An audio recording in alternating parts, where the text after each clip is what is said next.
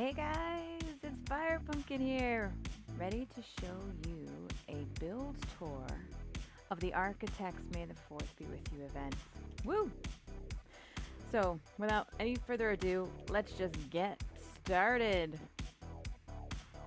Alright, we're going to go through all the different builds, and I will try to explain who worked on each one. So right here, this is our one. And as you can tell, it is R2-D2. Whoops, little lag. Freaking R2-D2, guys. I don't think this has ever been attempted before in the game of Ark Survival. And the detail. I mean, it's astounding. It's amazing. So I'm going to just ramble on about it for a little bit and try to give you some nice shots.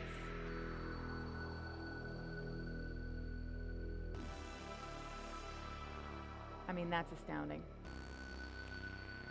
Okay, so R2-D2 was built by myself and Captain FatDog, and of course I'm not the brains behind being able to do the dome. We all know that's a Captain FatDog physics thing, but I was lucky enough to learn and to do grunt work, and I loved every freaking second of it.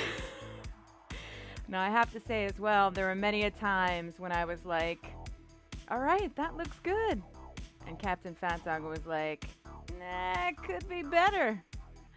So he definitely deserves so much credit. I barely can even attach my name on it, except for the fact that I did actually build. I did a lot of the building on it.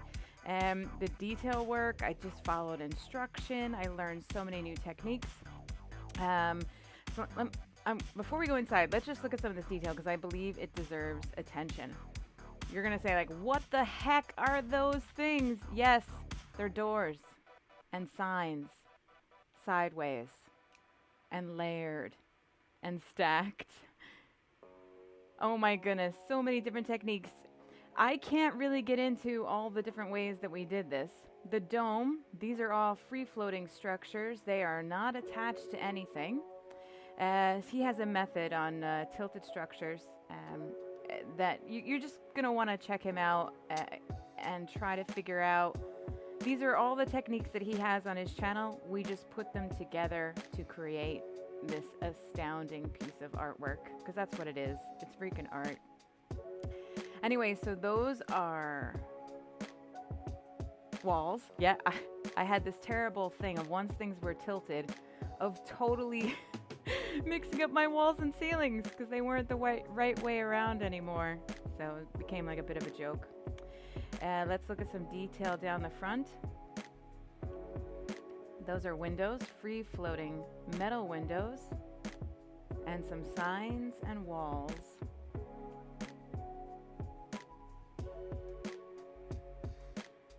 Signs.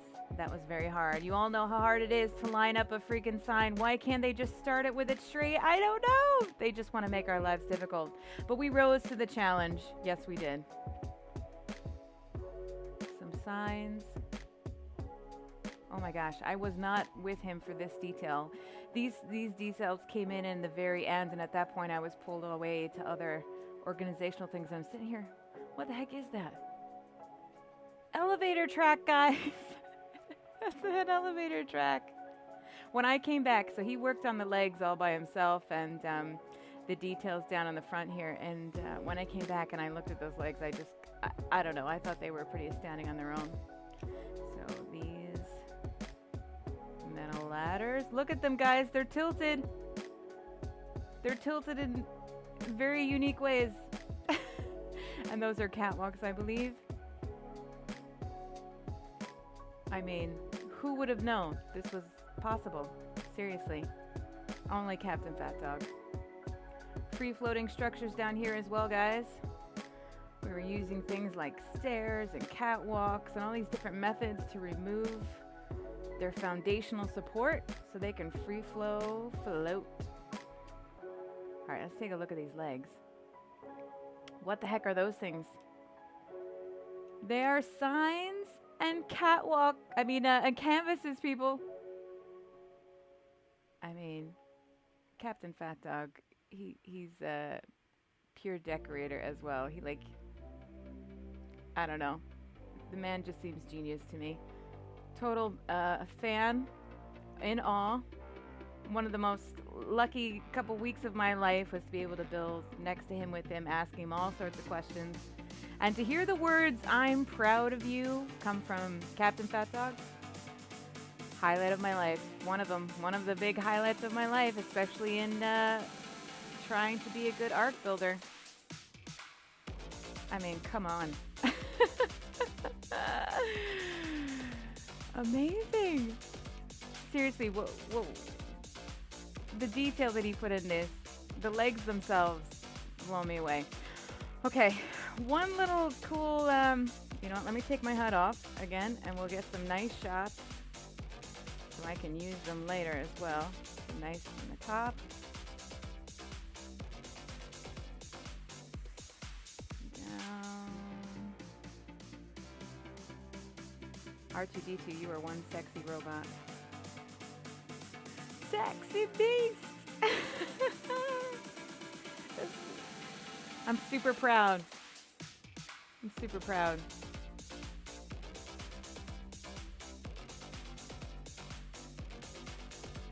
All right, now, the way that the event worked, people came in, this is the start spawn, they came over here, they found their way to this cool little hatchery thing. This device, I think this might have been Captain Fatdog and Aaron or a Longstaff, or just Captain Fatdog. Woo, that was pretty sweet. Woo! Oh yeah, look at that automation. It's so impressive. Now, it's one of my favorite angles. First time seeing a dome, I lost my mind. All I wanted to do was stare and spin. That's all I wanted to do. All right, so for the function of the game, this was our entrance point. This is our registration. You would come here and you would be invited into the tribe that you registered for, whether it was a Jedi or a Sith. You'd be invited into the tribe. Our logos, by the way, so our flag's painted by a Jelly Fox, and that logo was created by Doverex Gaming. He's a fantastic graphic design guy. In fact, he redid all of our graphics, our logos, in a Star Wars theme. And of course, Nitrato, wonderful, beautiful Nitrato. You sponsor this server. We love you. Anyway, so then once you got into your tribe, you would be able to come down here into the locker room. I did have the pleasure of being able to do the interiors, but it was more more function than form. This is where you'd come down to your assigned locker and you'd get your start gear. Get ready for the competition. They had 8 missions to complete, and after they completed a mission, they would get one of these quest tokens. And if they had gotten all quest tokens, it would have given them access to the PvP arena. And then down here is our teleporter. This is where you would leave to go to your next game. And then also there were some beds in here for the Jedi and the Sith should you need to respawn. All right, let's go here. Let's see, we don't have to go in order. Where do I want to go first? Do I want Tatooine's got a lot. All right, let's just do Endor. So Endor was done by, we've got 2 different entrance here. One for Jedi, one for Sith. We'll start with the Jedi. Now this was done by our architect Sandi and one of our guest builders who won our building competition. Han Lobo, he goes by with his Star Wars, but we call him Hulk Spartan, or he's got so many names. Parzival. He is fantastic when it comes to cool Captain Fatdog physics tricks as well. So he was an awesome person to have on these builds. So as a player from the Jedi side, you would come here, deposit any event where you had the possibility of dying. There would be lockers for you to deposit your stuff and possibly pick up some new gear for that mission. Now, this particular mission for the Jedi was to sneak into the Imperial Outpost Base on Endor, and you had to disarm the shield generator. All right, so that's the side of the mission that we're doing here. We're trying to sneak in course, I wish I could use Star Wars music, but we all know Disney ain't having that. They don't like to share. So, their first mission is we have to go and turn off this turret. Oh, goodness. Be cautious up ahead. Yep. We gotta deal with some turrets, guys. I'm in creative mode, so I'm not gonna really do too much possibility of dying. I hope you tuned into Aaron's stream. Hiccups and all. But that would have been the live play. This is more just of the build tour. But I just want to show you a little bit too of what the players had to see, because I don't want to miss an inch of detail. These architects put in so much time and effort. My goodness, to be able to achieve this in 4 weeks, I think is absolutely amazing. So you come in here, this outpost, or this thing was already here destroyed, but you had to put in a key to turn off the turrets, otherwise you were going to get shot at again. So we might actually get shot at here. We're going to just give this a try. We come in, and if you can notice there's an AT, ST. I think it's going to shoot. Nope, alright, that's fine. This is the Outpost Base. First and foremost, I just think it's pretty awesome to use ocean platforms like that. I've never seen that before. And I really enjoyed this little entranceway. They have a sunken-in dino door, dino gate, and a hatch frame. Look at that. I mean, you can't, I don't know how you would get even more spacey than that kind of doors opening up. That was fantastic. Sorry if I'm going too fast. The music's got me excited. So this was a race. Basically, if you showed up here at the same time as the opposite team, you'd be running to compete against each other. And let's just run through the Sith side. I think the maze was the same. I'm going to show you how bad I am at this. Ooh, actually, I was successful that time.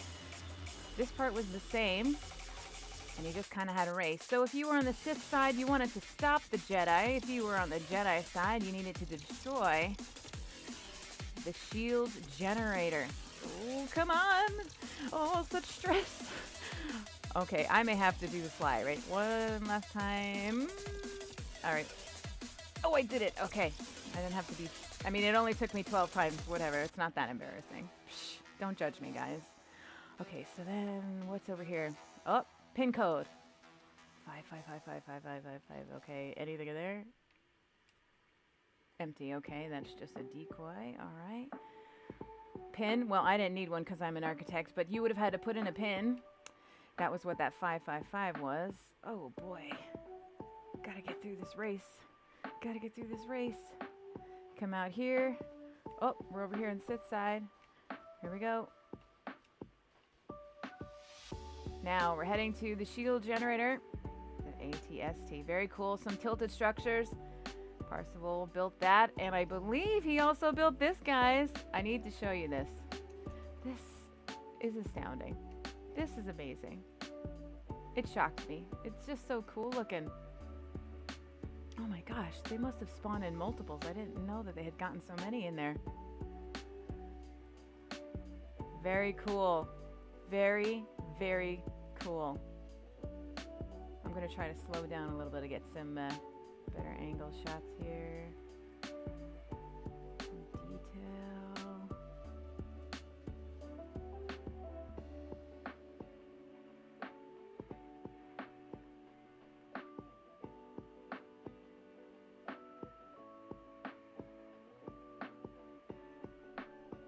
So cool. Now this would have been set up by the time the players got here, but let's see if I'm gonna need, I'll show you what it did. I need some oil jars, and I need a flamethrower and some ammo. Whoa, I can't spell. I'm too excited. Alright, flame, arrow, I need ammo. Alright.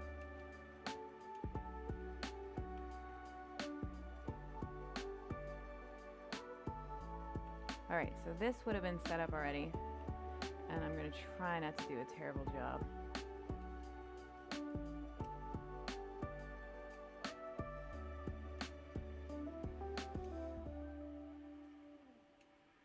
I have to kind of be connected to do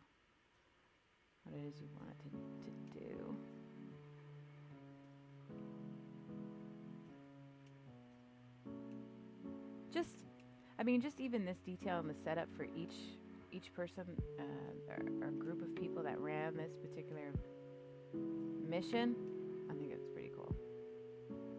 Oh, do I need more? There we go. All right, let's hope I didn't do too bad of a job. Okay. Oh, lag. Woohoo! We love you, lag. Ark would be Ark without some lag. Let's just be honest here. Alright, so if you were a Jedi and you got... Oh, I'm getting shot at.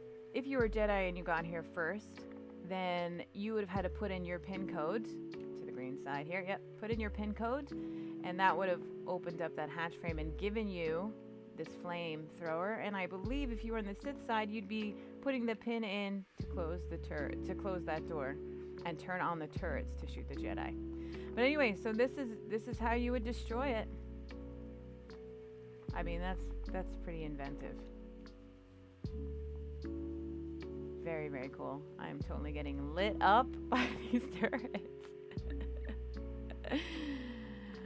So I'm just gonna put this gun away, turn off my HUD, and take a little tour. Oh, turn it off, I said. And take a little tour. So you would have successfully completed the mission and gotten a token if you managed to blow up the shield generator. Kudos to you guys. Fantastic build. Super fun mission game. I just want to show real quickly the Sith side. Basically, you'd spawn up top. You would come down to the locker rooms, which are it's just a hallway in there with some lockers. You'd put your gear away if you needed to put it away, and I think what you needed for this mission was a spyglass, because you needed to look for a pin code to get through the gate. You had to look, we were on Endor, so we're fighting against the Ewoks, and you had to look into the forest to find the Ewoks in order to get the pin code. They're really cool. Look how they use that to make the crashed speeder bikes, guys. That's cool, no? I would never have thought of that. Excellent. Really, really proud of them. Moving on, we're going to head to the Ewok Village. Now, the Ewok Village also has something cool from Captain FatDog Physics. But the Ewok Village was worked on by UwereAmonkey and FunkyMonkey Gaming. And no, the irony is not lost on us. When we paired them up, we ended up having two monkeys working in trees. So this event was a scavenger event, a scavenger hunt. We had to basically help the Ewoks. If we were on the Jedi side, we had to help the Ewoks make a healing potion by finding all the ingredients and bringing them to the shaman. Then the shaman would make it for us, and then we'd have to bring it to the place of sickness. If we were on the Sith side, then, well, we needed to sabotage it. We were still doing the scavenger hunt to try to find all the items, but then we would take them. I guess there was a traitor Ewok shaman, but there was a bad shaman, and you would have to take it to him and then go throw everything out in the fire. There's some awesome fire pyres. That sounds weird. Try to say that 3 times fast.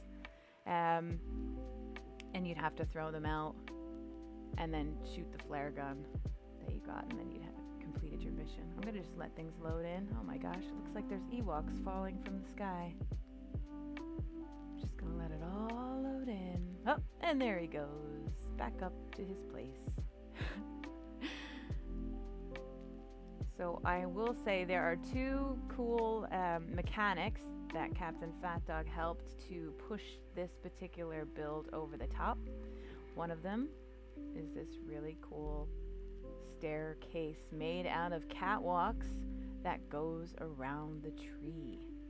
I believe this is offset pillars inside the tree, and of course you'd have to ghost in, so this is unfortunately not something you wouldn't be able to do unless you have that ability to have admin.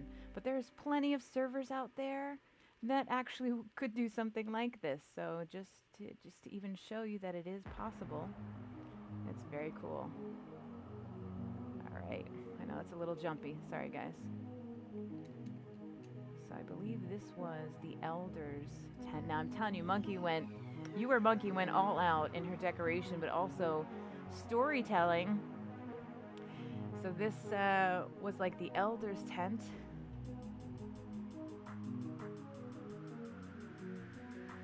I'm going to spend some time looking at this because she spent, oh my gosh, so much time and effort in decorating, so it deserves to be seen, guys.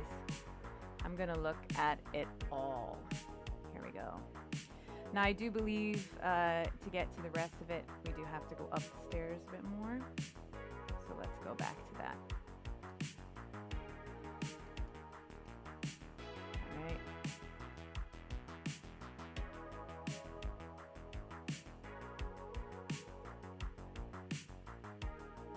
I'm going to slow down so don't drop any frames there. I think this might be the shaman's hut.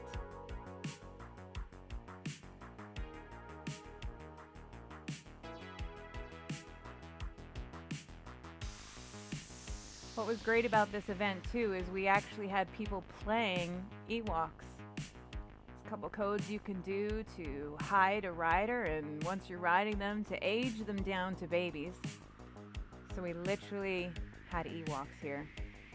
Yeah, so this is either, nope, this is the place of sickness, guys. We've got some sick Ewoks. They're not looking good. I want to particularly point out these traps. They totally look like IVs. Good one, UwereAmonkey. Nice job. She's very inventive. I remember coming across her. She happened to be a fan of my channel, and I came across her and I was like, girl, your stuff is good. And I said, look, starting this thing, you need to come build with us. I need some more people like you. And I haven't looked back since, and I do not regret it because this girl is amazing. Look at this. I don't want to go too fast. I feel bad. There's a lot of sick Ewoks here. A lot of sick Ewoks. We better hurry up. Better hurry up and get our ingredients. So I believe the way this game worked is that each hut would have a specific ingredient hidden in it, and it was color-coded. You know what? I'm going to change it to nighttime because I believe they have it lit up for night. So let's go and see what that looks like, shall we? Oh, yes. It's just too low. Yes, so see the colors, yellow, green. That was to give you clues as to what kind of items were in that hut. Because it was color-coded. Just going to do another little nighttime view.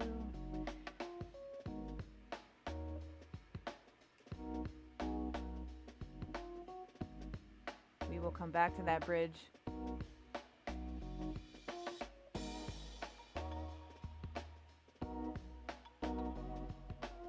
But I mean, she had the hut for families, hut for unmarried men and unmarried women.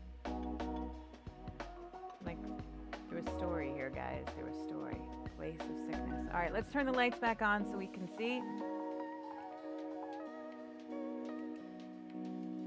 All right, place of sickness. So,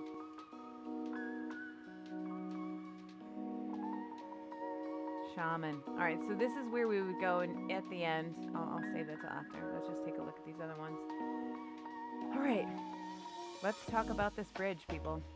I'm gonna walk across it. It is catwalks, ladders, torches, and underneath some piping to make it look all rigged together. But these are all free floating items. Their supports were taken off. So one day captainfatdog showed us. It was like a building tutorial day. It was fantastic. There's like 8 of us or so all watching him, learning, and then he let us try it out ourselves to actually make it and remove. It was a straight up class. It was awesome. And And then after the class, I believe FunkyMonkey went and took on to create more on his own. And I think it was both frustrating and incredibly rewarding. So this is an amazing thing. Thank you, captainfatdog, for this design and for the time in teaching us how to do it ourselves. Awesome. And then this was another main hut here. And the fire pyres. Those are obvious. Those are stairs, wooden stairs in a circle with sloped walls. I mean, that's very, very cool. Very imaginative. All right, let's go into these huts. I'm sure she's actually going to do more detail than I am. I realize I have a lot to cover, so... And I'm kind of doing this when my kid is napping. And my other kid is occupied, so I'm fully aware that they could at any time interrupt me. So maybe I won't be able to show every moment, but I do want to do my best. I forget how to get in the door here. I always had trouble getting into this particular hut. I could never find the logo. Oh, there we go, right by the sign, right where I started. Good job, FirePumpkin. Now, look at this. I believe these pillar stacking things UwereAmonkey learned from the YouTuber Vlad. Vlad is also... I really like Vlad's stuff. He comes up with some really unique ideas. Now, of course, UwereAmonkey is like me. We love plants. Plants make the room. And she's got these cool pillar tree things that she's doing. I love them. They look amazing. And so we see them in a couple of these huts. But, I mean, the amount of detail. Guys, I don't know if you do decoration, but the time it takes to do something like this, it's incredibly time-consuming. Oftentimes, I think one of the reasons why I struggle even just getting together content for, when I do something for Aaron is because the hours it takes, especially when you are crafting the design as you go. Oh, yeah, these are actually FunkyMonkey tables. These are storage boxes. Beautiful little rotation pattern there. But the time it takes just to come up with the design, and then, I mean, it's not an easy task to create environments like this. So she deserves a lot of credit. And any assistance that FunkyMonkey did. Oh, there's our Ewoks. That's what they would have looked like walking around talking to you. They deserve a lot of credit. It's fantastic. Okay, so I think there's another one this way. Can I get there? Yes. Okay. Now, they weren't all connected by those rope bridges because they also were very time-consuming, so they were a labor of love. Oh, so cool.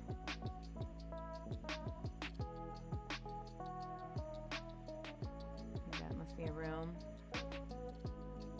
Yep. I have to say, these Ewoks... Oh, cool. I have to say these Ewoks were probably the only place the ARK beds look good, look appropriate. I know we're always trying to cover up those ARK beds because they're so tattered, but they work here in the Ewok Village. I want to make sure that I'm not going too fast, that these actually look right. Do some slow pans, my friend. Slow pan. What is this Ewok doing over here? Alright.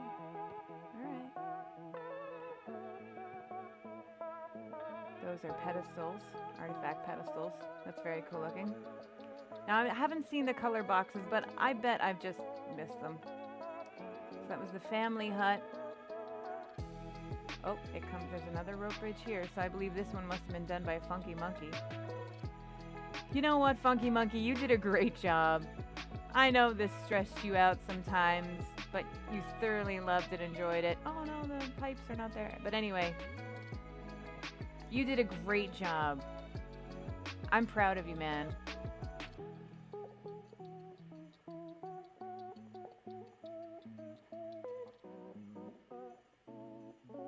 I'm proud of everybody, but telling you, this was one amazing event. It was like, there wasn't just one awesome build, there were multiples. I feel like every build was astounding. Those are cooking pots. Those are cooking pots all in a spiral. Very cool.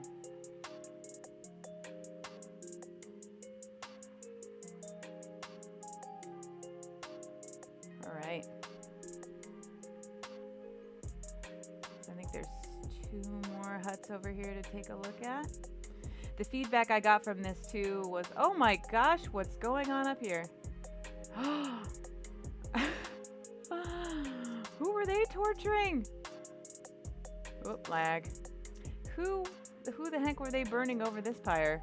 I didn't know. I mean, I knew the Ewoks were cannibals, but my goodness. Just a little moment there. Caught me off guard. Very cool. But like I said, the feedback that I got was people thoroughly enjoyed this. It was hard but fun, and interacting with the Ewoks was great. Where are we? All right, we're coming back over here. Before we go into the shamans, we had 2 more. I think this might have been the food stores.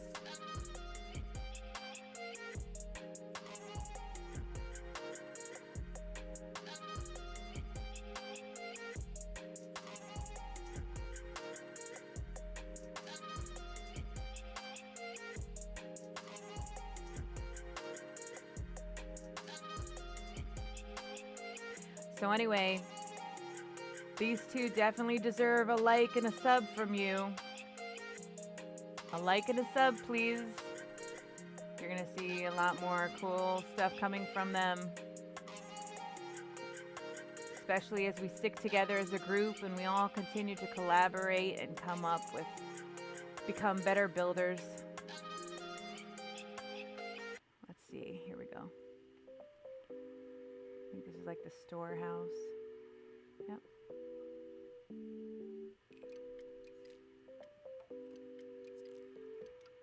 Still not seeing the colored boxes, but then again, I feel like maybe I'm just being blind because I'm looking at everything for the first time.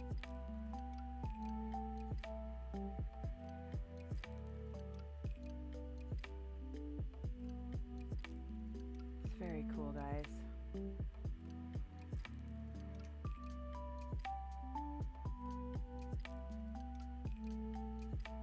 I think this might have been the unmarried females. Yes. One of the interesting things UwereAmonkey told me is that apparently the Ewoks, that they found the best way to keep the unmarried females and males apart were to have them on completely opposite sides of the dwelling, so that everybody in the tribe knew what had happened when they saw an Ewok doing a walk of shame. Oh, there we go. There's the boxes. Okay, I've just been blind. Yeah.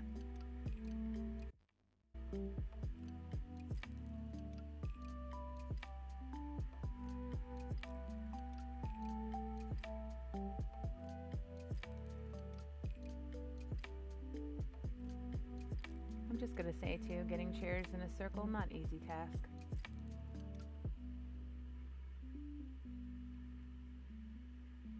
And now I think the last one was the shaman. That's this one. So when you got your items, you would bring them back to the shaman tent, and there would be a side for each shaman. Here we go.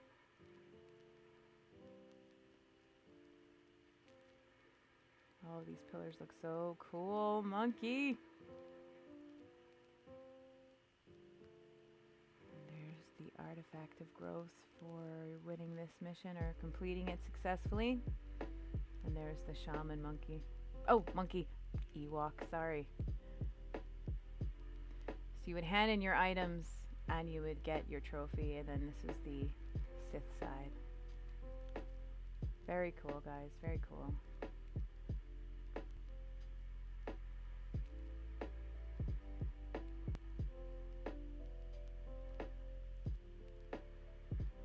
Amazing. Again, very, very proud of this team. Not only did they produce an amazing build, a really cool game, nice storytelling, they were fun. I feel like even in the stress, I've never heard them complain really, or like they were just always laughing and having fun. They were fun to be around.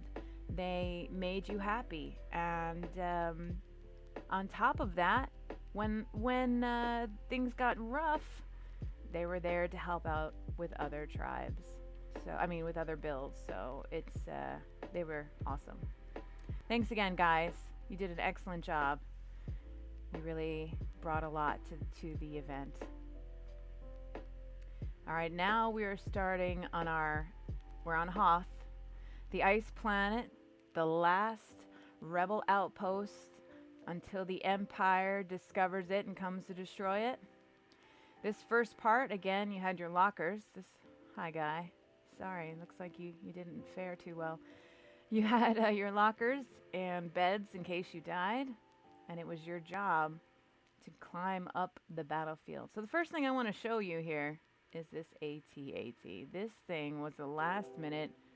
Unfortunately, we had some situations where we weren't able to have anybody on this build, so everybody tried to pitch in the best they could, and last minute I was able to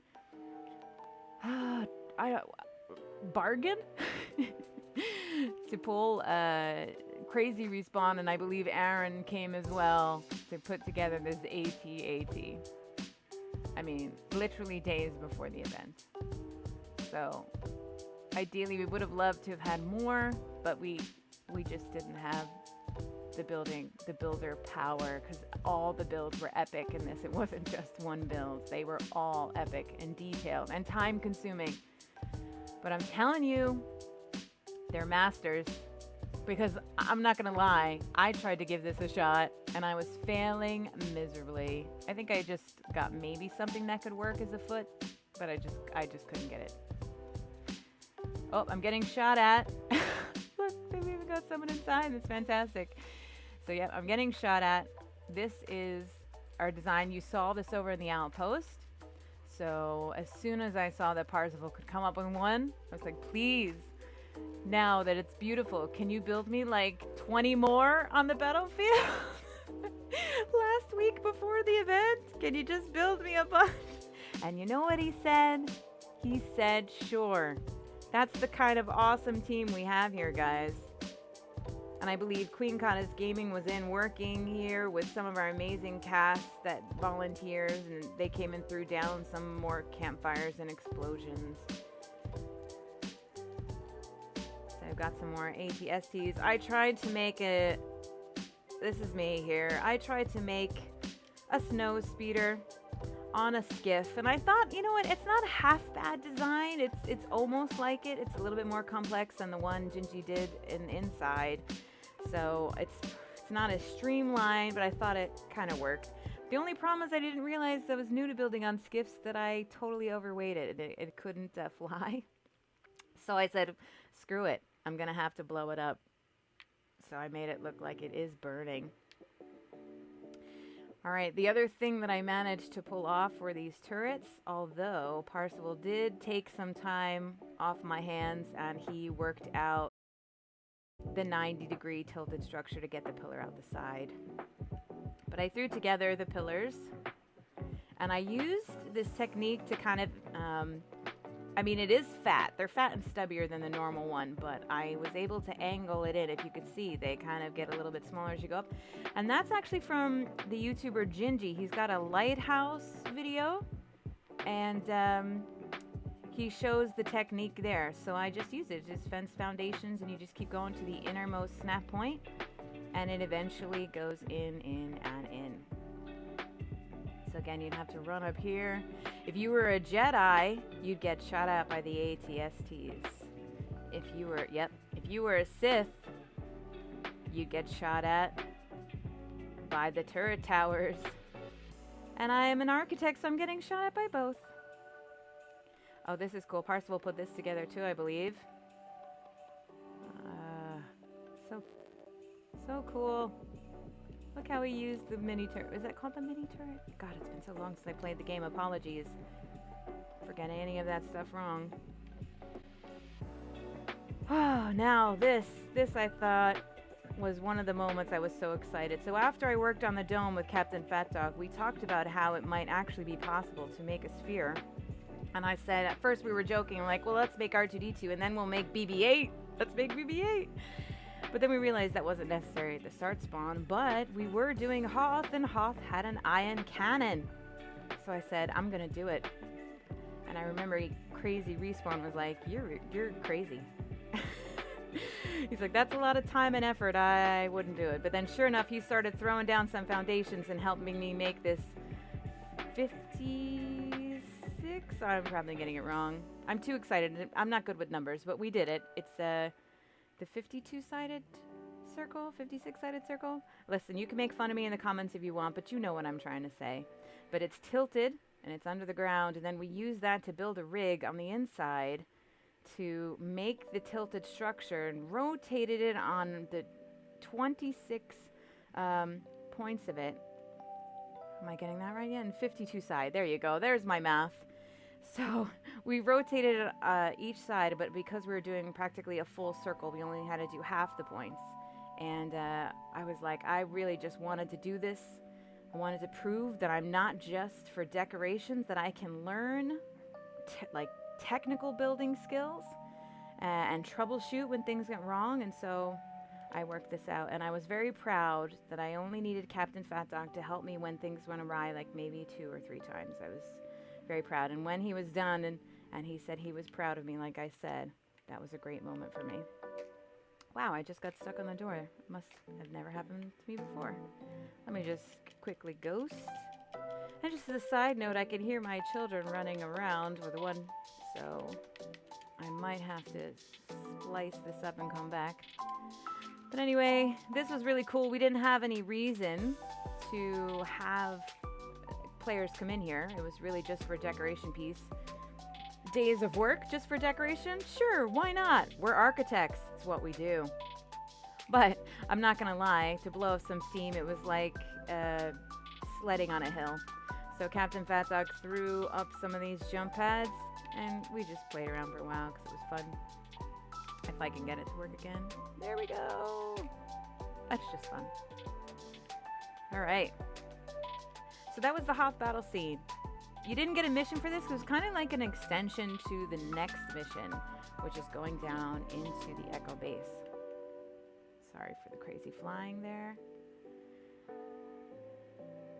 Now I'm gonna say this build is done by Gingy, YouTuber Gingy, and a new YouTuber, one of our guest builders who was one of the winners of our building competition, Alva Ink Shadow.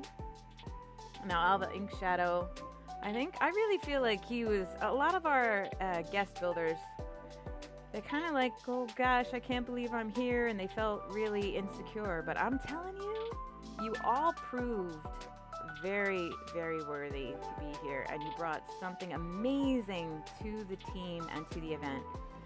This is just stunning, especially if you know the Hoth base. I mean, when I came back in here and saw the details that were done, even just in the last 2 days, I mean, amazing.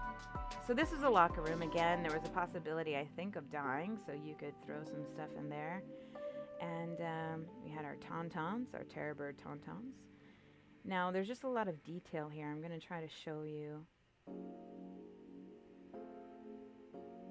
I think a lot of this detail, too, is down to Alva.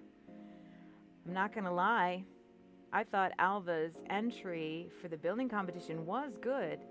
It wasn't a terrible build by any means, but it wasn't incredibly, what's the word I'm looking for? It didn't have like tilted structures or anything like that, but what it did have, I thought he was very strong in his decorating skills and being able to tell a story.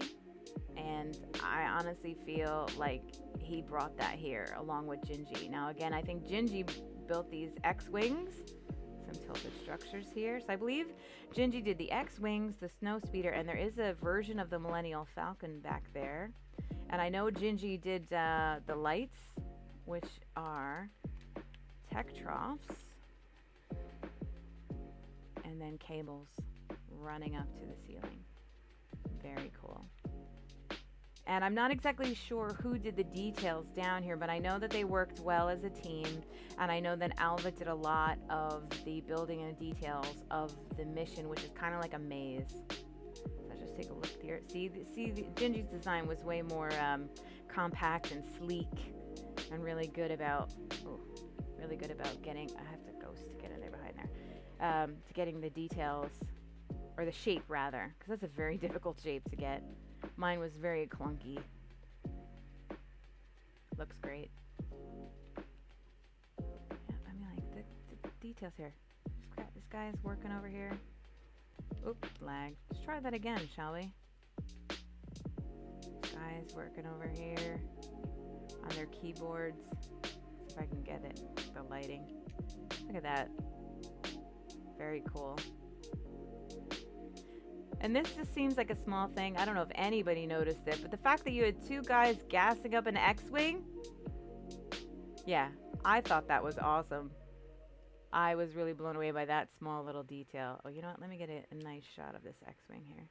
I don't know if I quite did it.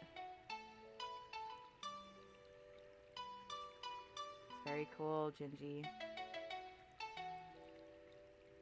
Alright, let's see if there's more. What was cool too about this build is that they really used the environment. They used the lighting. They used the walls, the snow, and the ice to come through. Guys, this is just the beginning, by the way. I'm not even into the mission. This is just the main hangar that you come into. And basically for the mission is if you are a Jedi, you've just made it into the battlefield. The Empire, the rebels are trying to evacuate because the Empire's coming at them. And I believe the Millennial Falcon is damaged. It needs a part. Something's going on here. So there was Chewbacca here and Han Solo. And as a Jedi, you needed to go get a part for Han Solo. Which means you had to go find the mechanic because the part was in the machine shop, which was locked, and the mechanic hadn't been seen. Let me just see as well. I would say, even though this one is not as intricate in regards to being able to go inside of it, like the one that we're going to see, the one that is really intricate took the entire month to build with Third Echelon and Captain FatDog. And Gingy did all of this build and this version of the Millennial Falcon. So well done, Gingy. Well done. Hats off to you, sir.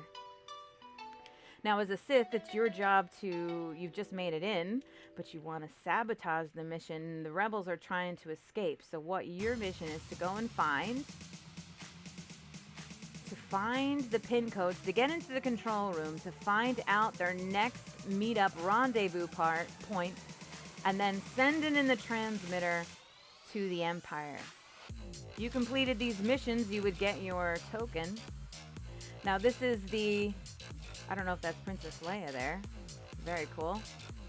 And I do believe Vixen, actually, she's one of our guest builders. She worked on the Wampa Cave. We'll see that one. But Vixen helped them out a lot. I believe it was Vixen's idea to use, these are chimneys, to sink in the chimneys and use them like this. I mean, just look how that frames out the TV screen. Love it. Vixen, I thought that was inspired. So this was, what is it? Not a control room, meeting room, something. I even love how they use these as like meeting room lights. All right, let's go down more into the base. And just like in the movie, there's snow and ice because the thing is falling apart. Now this is a bit of maze, and I really don't want to get lost. So I think I'm gonna have to use the signs. Command center, workshop, tantalum pen. Okay, let's go. They had all these things here. What's this one? The tantalum pen. Oh no, let's go. Briefing room. Oh, that was called the briefing room. Let's go see what the living quarters look like. Again, I think look how cool this is, guys. And it's such a tiny little space, but it totally works. I feel like I'm really in Echo Base, guys. Like, such a good job. I don't know if there was something for the Sith, but I know the Sith are looking for 2 parts to a pin code. And the Jedi are looking for the mechanic. What's in here? Oh, that's right. There were delos in here. There were certain hidden traps of animals that were going to get you. Auxiliary command. Oh, as a Sith, I definitely wanted to find out. I I need to find my pin codes. Oh! That is part of a pin code. Very cool.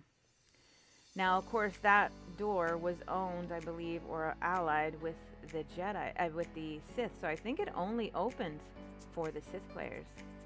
I believe that's how it was. Command and Workshop and Town Tone Pen. I don't know if those sign colors got mixed up. Look at this mess hall, guys. It just, you know, you don't see too many builds these days that are only 2 walls high, but I'm telling you, this totally worked. It worked for the whole feel of the thing. And we've got our buffet table, our gas collectors with some sort of purple and blue milk. I love it. I think this is just some more mystery maze dead ends. Oh, possible animals to kill you, maybe? Oh my goodness, I think I just got myself lost. What's in here? Command Workshop and Pencil Pen. Alright.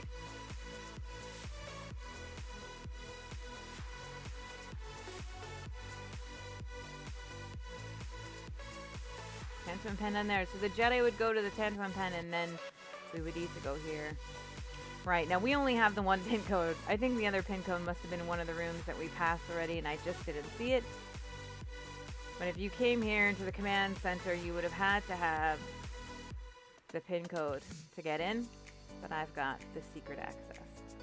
Now to complete your mission, I think you were going to need to find... Yep, you had to take a note. You had to put in your coordinates.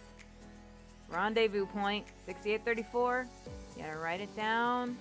Come into the command center, put it in, and turn it on to teleport it or transport it over to the Empire. And then you'd come back. Or there would be... I think there was someone in here, actually, at that point who saw that you completed the mission and would give that to you. Oh, okay, Med Bay. Maybe this is where the other part of the pin code was. I mean, just look at the lighting. It really works.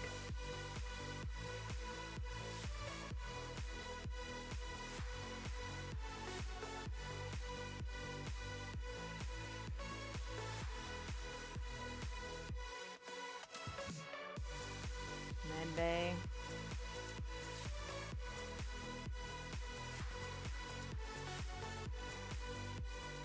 Nice. These tech walls look cool in the snow, don't they? It was interesting being able to do these builds. It was a mix of the wood and the stone with tech and metal. Must be... Was this another med bay or just a living quarter? I think I missed that on the sign. Let's see what else we got here.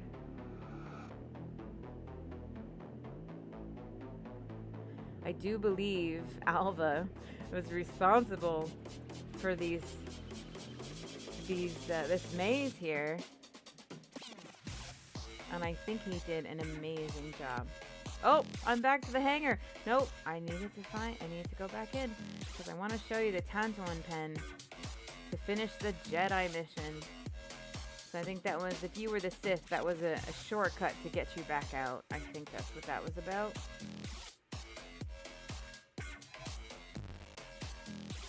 Get back to where the Tantalon pen was.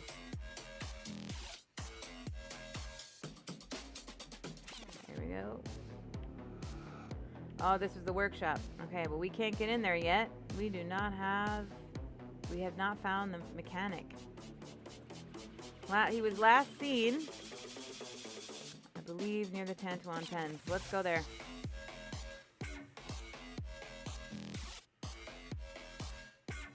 Doors. Oh, I know that's a trick. That's some more delos or animals that would bite you, hurt you. More of those.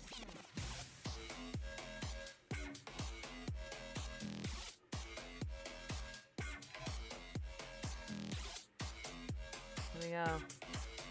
Tantalon pen. Now, these were all claimable by the Jedi players, or they were already in the Jedi tribe. So all you had to do was jump on one so you could run them down into the pen. I don't know if have... Oh, here we go. Hold on, I want to show you the sign because I thought this was funny. I believe Gingy put this up. I've gone out to the tunnels to sweep for Wampas. I'll be back in 5. The mechanic. Well, you know, it's been more than 5 minutes. I hope everything's okay. Uh-oh. Wampas in the area.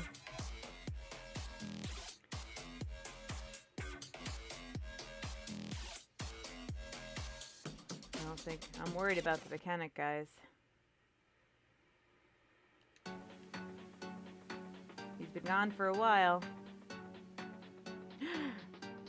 Oh. That blood is not a good sign. Oh no. Our buddy. The mechanic. Oh no. Oh, he's a goner. But luckily he still had the pin code to the workshop. We can help save Princess Leia and Han Solo.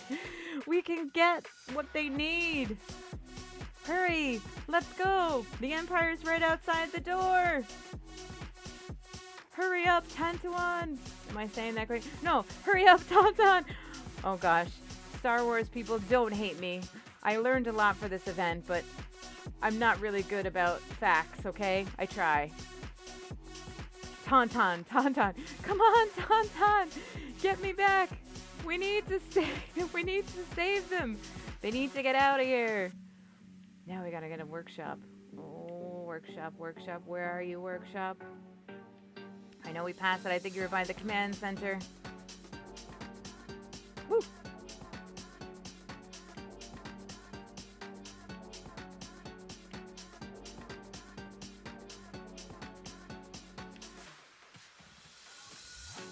Letting it load. Load in. Give you a little sneak peek. Ah, look at all of those tree platforms. Behind the scenes moment. Yep, we got the pin code.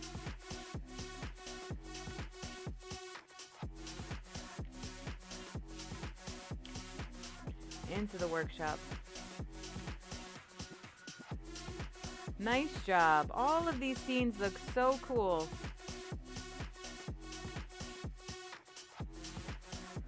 Are they working on a car there? A cruiser?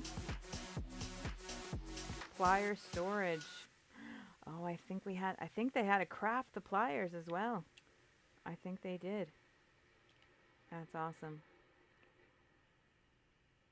That's cool. It's the workshop. Elevator tracks. Alright, we got our pliers. Alright, what I'm not having is success with these doors. We've got our pliers, we've got to go back. The Millennial Falcon needs to escape.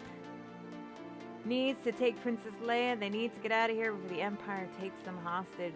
They're counting on us, Jedis. They're counting on us not to get lost right now.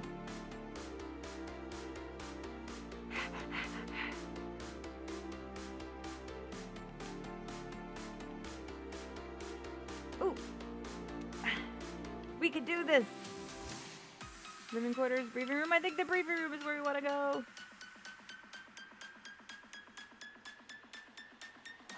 Okay, let's go, let's go.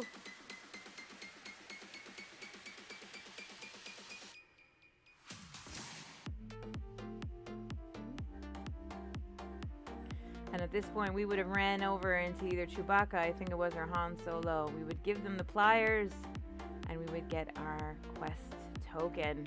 Woo! We are a successful Jedi! Woo-woo! So guys, this was an amazing, detailed, incredibly big and detailed mission. All on its own. This could have been one event. And if we all worked on this, this would have been amazing. But guys, this was only one! I feel bad for those of you who didn't get to come to the event, because I think it would have been awesome if we could have shared it with as many people as possible. Alright, we've got one more location to go to in the planet of Hoth. And this mission is fun. It breaks the fourth wall a little bit. So basically in the movie, Luke, during the battle, crashes his snow speeder. And I do believe, oh gosh, unless I'm wrong, I shouldn't speak. I'm afraid now I'm totally going to get made fun of. But anyway, at some point he finds himself attacked by the Wampa. Oh, this lag, I gotta wait. Attacked by the Wampa, and he wakes up in the Wampa cave, and he has to use the Force to get out. That's kind of hard to replicate in Ark, so what we decided to do was to use the Force, use your knowledge, to actually escape death by Wampa by making it a trivia. So while we made a trivia, players had to come here to the locker rooms. They had to take off all of their equipment. And then they had to compete in a trivia question. Now, this was built by Vixen. And I did come in here one day and I thought, you know, the hatch frames are great to drop down in, but what if they're too small? It doesn't really force people down. Now, I don't know if the idea I came up with was any better, but I said, let's see if we can try some floating tilted structures. So that's what we did. She proceeded to let me tear down her little rig and then try to come up with this rig. Now, I did need captainfatdog to come back and help me detach it because I tried it using the techniques, but it needed something else, and I didn't realize that, and the whole thing fell apart. But Alva and Vixen were true teammates, and we built it again. And then we got captainfatdog in, and he said, you know what, you did try something very difficult. You needed to move the snap point, the support, further above and then disconnect it from above rather than below. So the way that it worked is you would zip line into here. Now these doors would be open, so you could move freely across to get into your section. And then they'd put in a pin code and the doors would close like that, so you couldn't move then. At that point, you were stuck in your one location. These doors would be closed as well. And you'd be standing over a double door, a tech double door. And you'd be asked a question. I think the first night, they were like killer questions. But the second night, we revised it. And if you got it wrong, you fell down. Again, these were escape doors. They would not be open. If you got it right, you'd be able to go out those doors and zip line to safety and to get your rewards. So I think it was if you got 3 questions wrong, you just kept falling down. And if you got 3 questions right, you got to escape. But if you got 3 questions wrong, you fell into the Wampa pen, the Wampa pit. And these guys were a little brutal. They don't like you.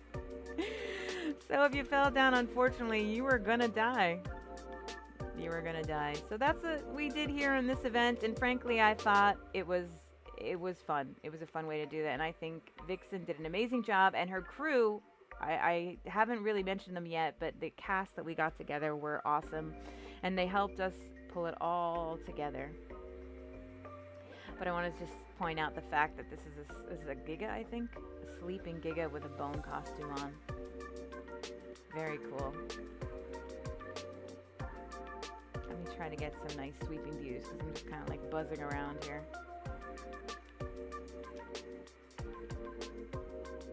Oh my gosh. Those Wampas are still at it. They're still quite angry down there.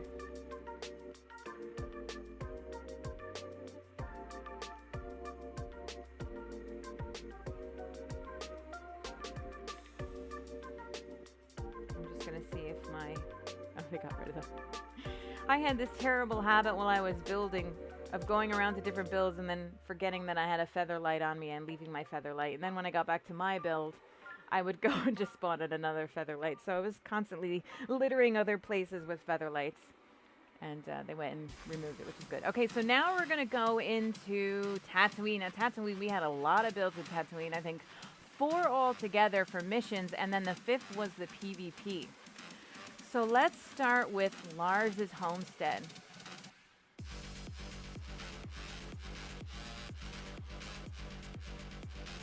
Now Lars's homestead was Luke's childhood home. This was built by Adora Justice, and she had some amazing help in the last minute. Peaches and Cream is a architect, but she wasn't sure. She had a lot of stuff going on that she was actually going to be able to participate in this event, but I think it was fantastic when it turned out she was able to towards the end because she gave some amazing support to our guest builder, Adora Justice. I think they did a wonderful job recreating Lars's homestead, Luke's childhood home.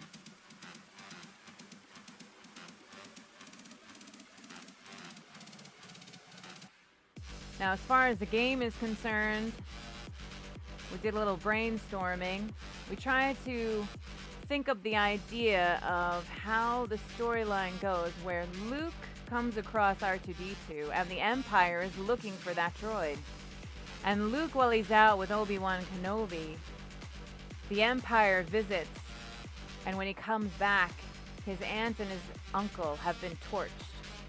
Now, I don't know if this is a bit sadistic, but I said we have to do something with fire, guys. Let's figure out a game where the Sith are trying to torch the Jedi. Now, it didn't quite work to torch the Jedi, so we changed it. Why aren't they torching the droid? The object of this game, it was like a team's mission. The Jedi would work together as a group. The Sith would work together as a group. You came in here after you did your lockers. You got new outfits, blue and red. And as a Jedi, as a Sith, you would get a motor, so you can go up and down zip lines. And then as a Jedi, you would get a flamethrower and some ammo to start with. The Sith would come down first as a team. Again, really good decorations from this team. Really nice. The Sith would come over here. There was a referee. The Sith had to come up here and wait for the Jedi to enter the field. See, now the Sith's mission was, well, the Jedi's mission, see the droid over there? The Jedi's mission were to build a droid. They had to run through the house to find blue colored boxes with building pieces in them. And then they had to grab those pieces and run back and build this droid. It's a crazy looking thing, we know. But they had to build a droid. The Sith's mission, if the Jedi team got their droid up, they won. The Sith's mission was... that sounds weird. The Sith's mission was to throw an oil jar and explode or burn the droid, destroy the droid. But they had to do it from a zip line. They had to find the right zip line that would take them past the droid.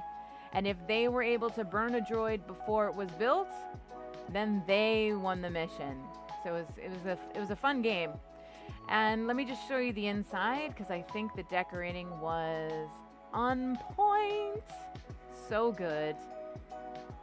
Really nice job from this team. Look at that. Look at how they spun that around.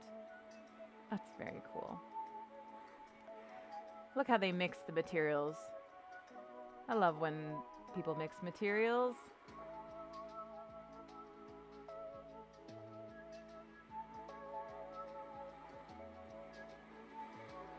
And let's see here.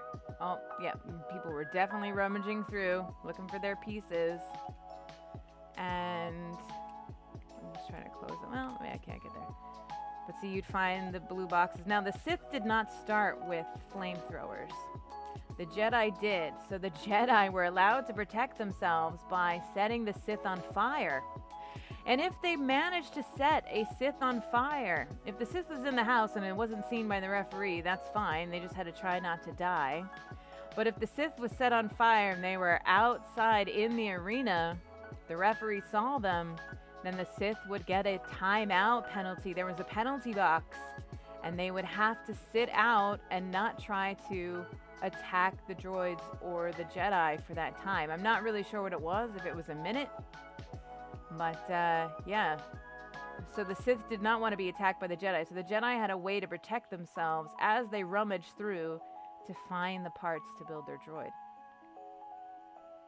This was definitely a team mission, a fun mission, and an amazing job decorating from this team.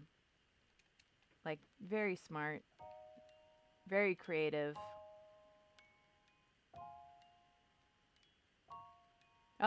I'm wondering if that one was one of mine. This looks like this was the workshop. Alright. And then this led back out into the arena. So again, the Sith did not have, they had to go down on these zip lines and search through red boxes. And there wasn't a lot on the field, but they had to look for flamethrowers, and they had to look for ammo, and they had to look for oil jars. So they were zipping around on the zip lines trying to find what they need, trying not to get torched by the Jedi, because if they did, they'd have to sit on the penalty box. And as they were running around trying to find it, and then when they got what they needed, they had to try to torch a droid. It was a great game. Heard a lot of good feedback. Well, it looks like people putting in their sleeping bags so that they can come back if they died. But again, excellent build, excellent job from this team. Very proud of them. Now I'm just going to take a small break, and I will return. All right, I'm back. All right, so let's now go to Mos Eisley. This is going to be something really interesting to see. Now, this mission was another locker mission, which means there was a possibility of death. There were two entrances, one for the Jedi, one for the Sith. Now, the Jedi's mission was they had to sneak onto the Imperial Outpost that was stationed here in Mos Eisley. They had to steal the Death Star plans. They had to bring them back to Han Solo and Chewbacca inside the Millennial Falcon. And yes, this is the build with the Millennial Falcon. The one that you will be able to see the inside of. The one that took a month of hard sweat, tears, and labor from the Third Echelon and Captain FatDog to make one of the amazing builds of this entire event, like R2-D2 and those rope ladder bridges and all of the things that made this event so amazing, including Aaron's team build over there in Espa, which we will check out later. So wait, let me just read this sign here. Hey Jedi, over here. Psst, psst. I think it's like, hey, over here Jedi. Find the Death Star code in the Northwest Imperial compound and take it to Han Solo in the large docking ring. Beware of bounty hunters with a mark on your head. They've been spotted in town. Thanks, guy! Alright, that's loading in. I'm gonna let it load in. Because one thing I want to say, this particular build is really, really close to being accurate for the layout from the movie. I mean, these guys did an amazing job. And they were so creative as well. I'm going to walk around a bit, try to let it load in without you seeing too much of that. They did an amazing job with trying to come up with ways to decorate it as well, to pull in all of the elements. You'll see some really fun droids and things like that they were able to create. I kind of feel like I need to do an aerial shot to show you how much they did. Alright. So the Jedi come in over here. We need to find the Imperial Outpost, guys. Oh, this looks like a market. Oh, this is cool. These are market stalls. And they're selling items. Oh, what were those? I think these were... Third Echelon came up with these, and I think these were the rain collectors, I believe, if I have that correctly. Yeah, rain collectors around. Now, that is the cantina on the side, so before we get there, let's just take a look at the rest of this area here. You have your crazy aliens around. Now, this was a 3-person team. So the builders on this team, I must have missed their flags. They're probably over on the Sith side, so we'll check that out. But it was Third Echelon and Deuce de Bomb, which were, again, two of our guest builders, winners from our building competition. And then our very own architect, chipzzbuilds. So they were a really amazing team. Technically, they were two different teams because Third Echelon was tasked with the solo mission of creating the Millennial Falcon because we knew it would take so long, especially to the detail and the scale that we wanted it to be.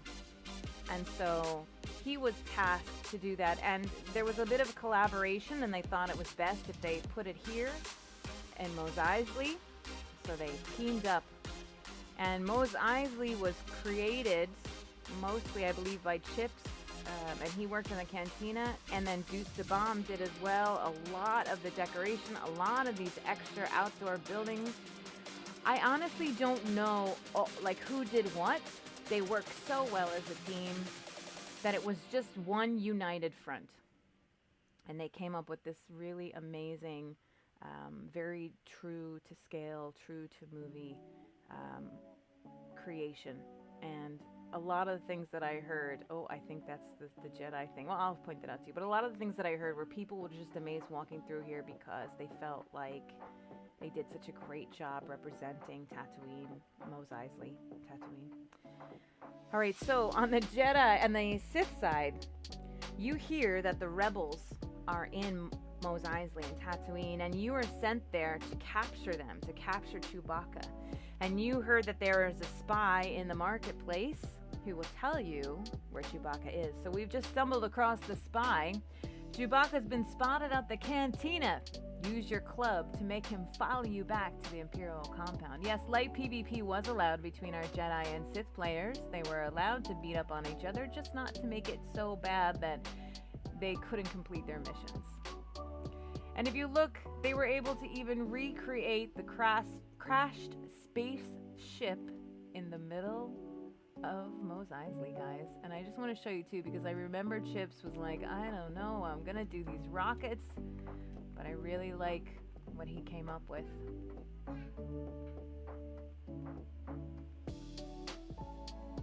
Seriously, you gentlemen did an excellent job.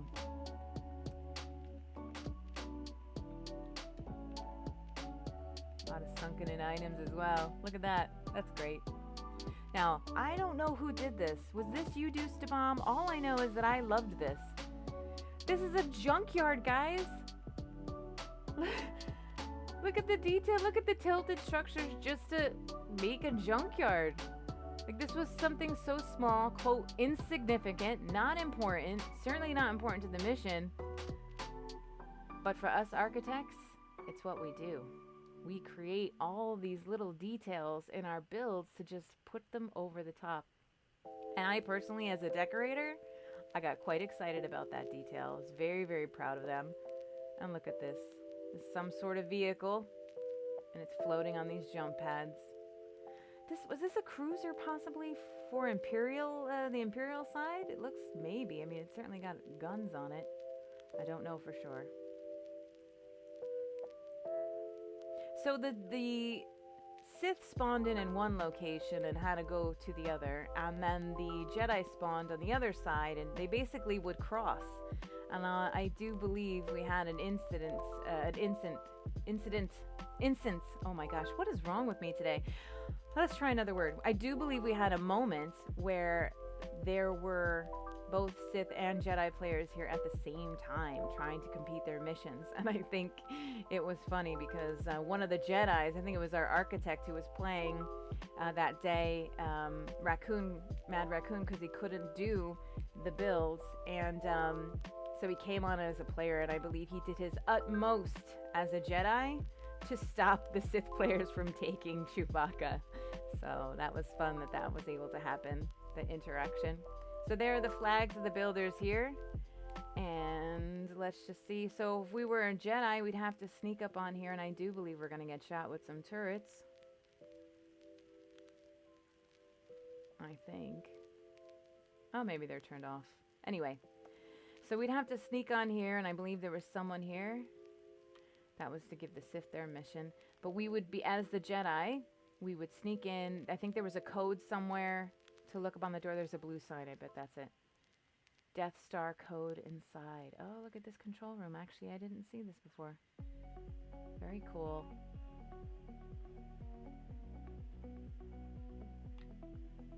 Where's the code? Top secret plans. 42577. So now we had to take the 42577 and we had to head over into the docking. I want to say docking bay, but I'm pretty sure Third Echelon corrected me on that and said it is not a docking bay. Is it a docking port? Man, now I wish I wrote it down. So that's that round structure here. So let's go take a look at it. And I did promise Third Echelon that I would try to get some sweeping views of it. So let's go into fly mode here and try to do it. He is such a Star Wars fan. He did say to try to do it from the movie. And I'm going to tell you, I don't really know what that looked like. I cannot recall what it looked like, but I'm just going to do my best, Third Echelon. Sweeping in. Observation deck and landing pad. So we after this was built, we wanted to make sure, because viewing it from the top is one of the best views of this build. So even though the mission takes you down to the landing pad, we wanted to make sure that players could see what it looked like from the top. So we have an observation deck up here.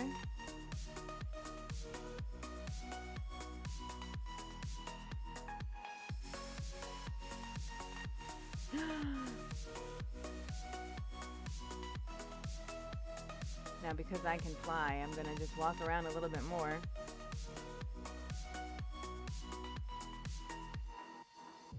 And then I'm going to go out there and fly. Actually, I think we can do another one from up top. Oh my Lord, have mercy. I don't think anyone would have thought that something like this, to this scale, and without a mod, and without, you know, being able to go inside, I don't think anyone would have thought that this was a possibility. Let me slow myself down. Let me get some shots here for Third Echelon, guys.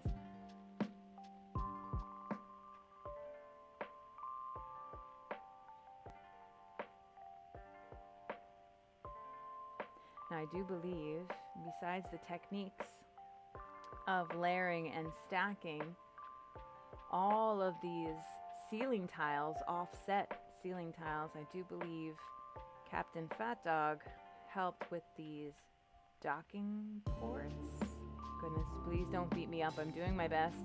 And the cockpit.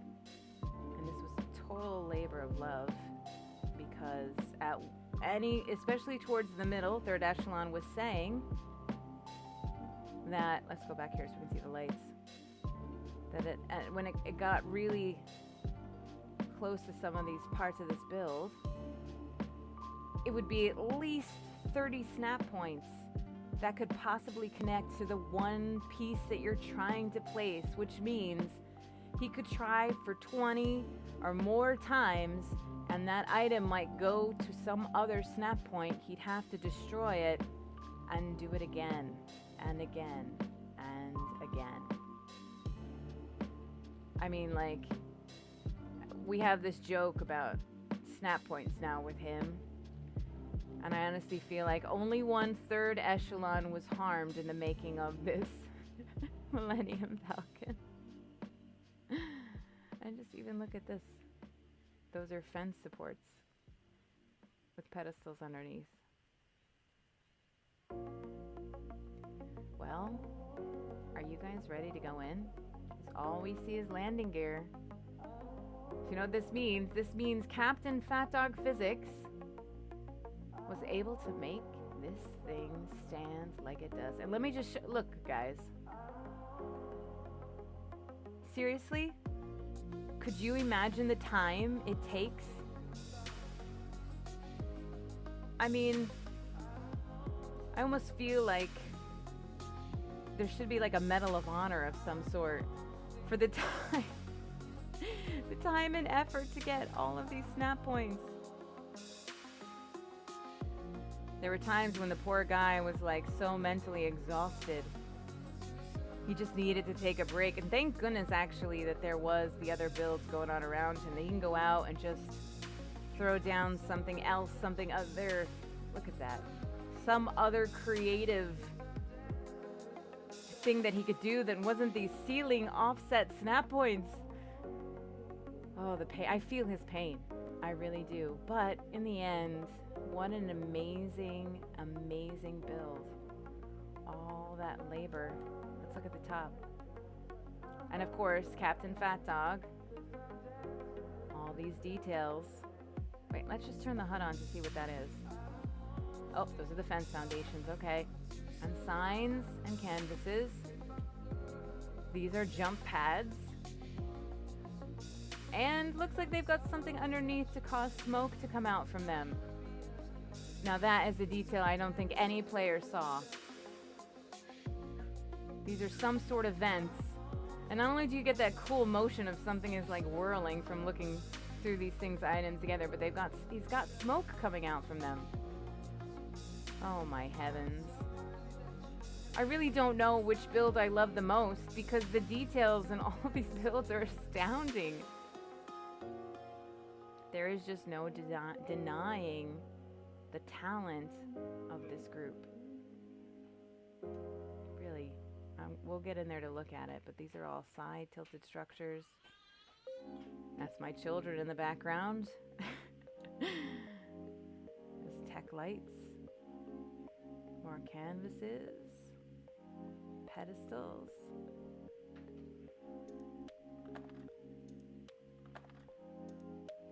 Alright, let's go take a look at the dish. Is that a sideways elevator track? With cables on top. Of course it is. Of course it is.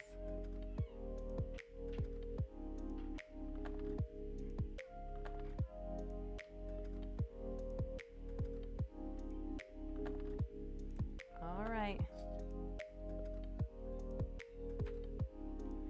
Let's look here on the dish. Tilted structures. Triangle roofs. And that is a reservoir tank and a cryo fridge. Oops, little lag.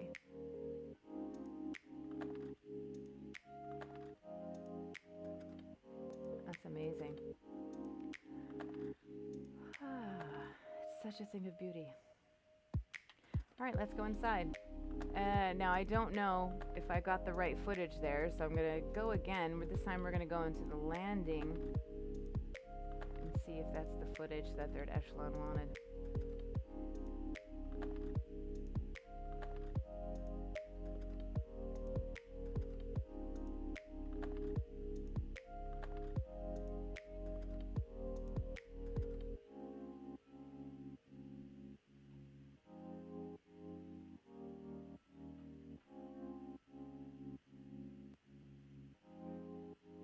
Outside, guys.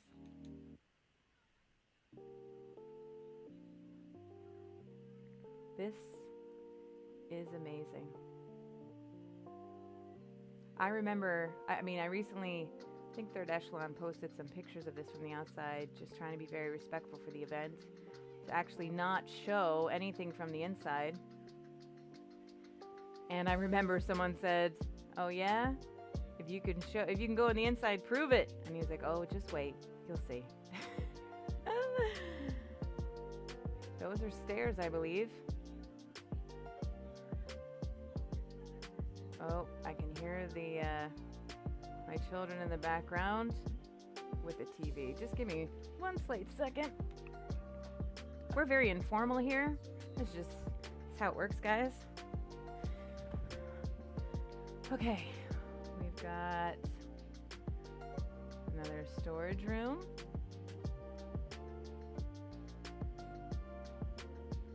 Looks like an engine room.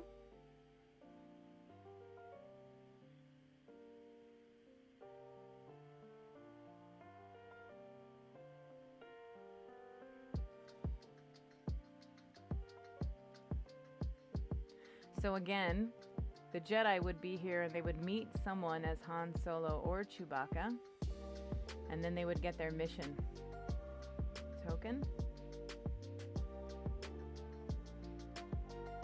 Oh guys, this is iconic.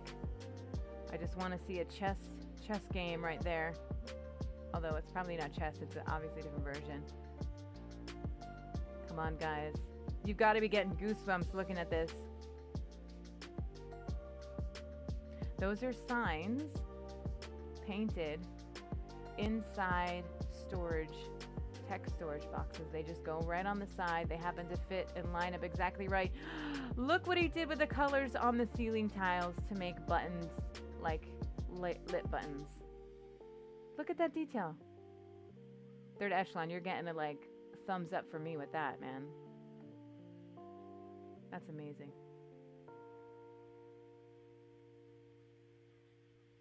I do believe that's the cockpit. So before we go down there, I just want to see. Yep, that's the entrance. I think we got everything. All right, let's go check out the cockpit, which I do believe this was. I've been saying I do believe a lot. Anyway, this was the labor of love of Captain FatDog to get this right. I know he struggled, but he wouldn't give up. He was going to get this right for you guys.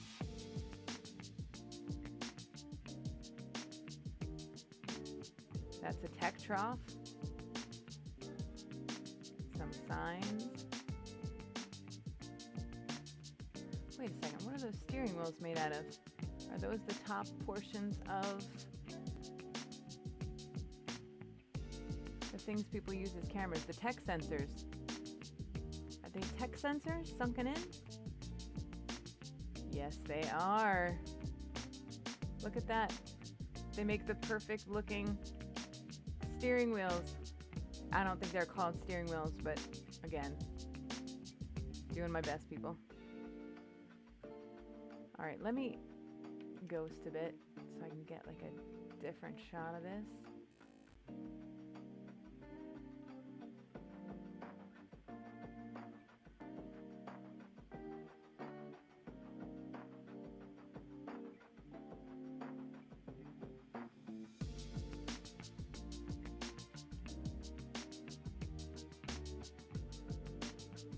Gotta get multiple angles, guys. I'm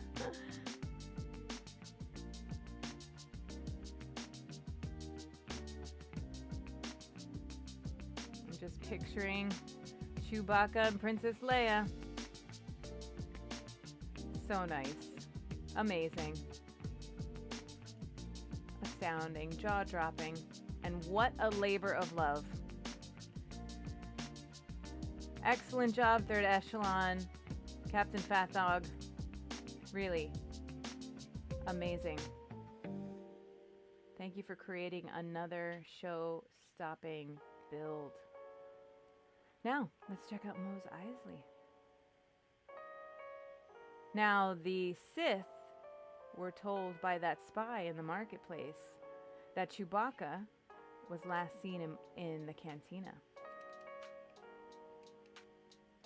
So they had to come over and find the cantina. And you will, I mean, guys, look at this droid. I'm in love with the detail. They made a little droid out of cables and a cryo fridge and a tech light. And look at this one.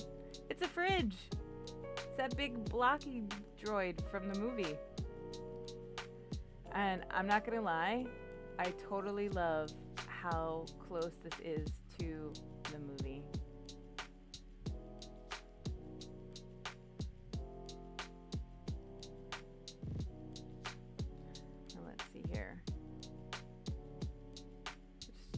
Look at the booths.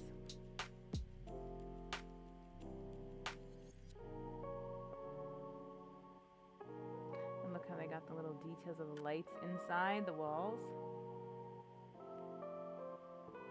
I think Chips worked on this pretty extensively, besides working on builds as well and the rest of Mos Eisley. These guys are having a conversation. They look like they're out to get some rebels themselves.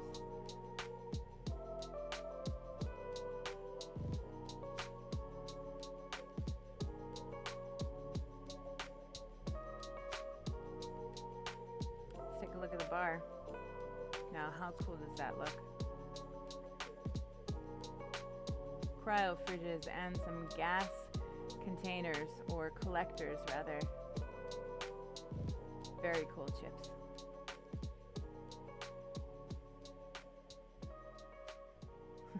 Love that Pogwin mask. And then we've got the Cantina Band. I can just hear the song now. Look at them singing into those, aren't those the leashes? Are those leashes? Love it.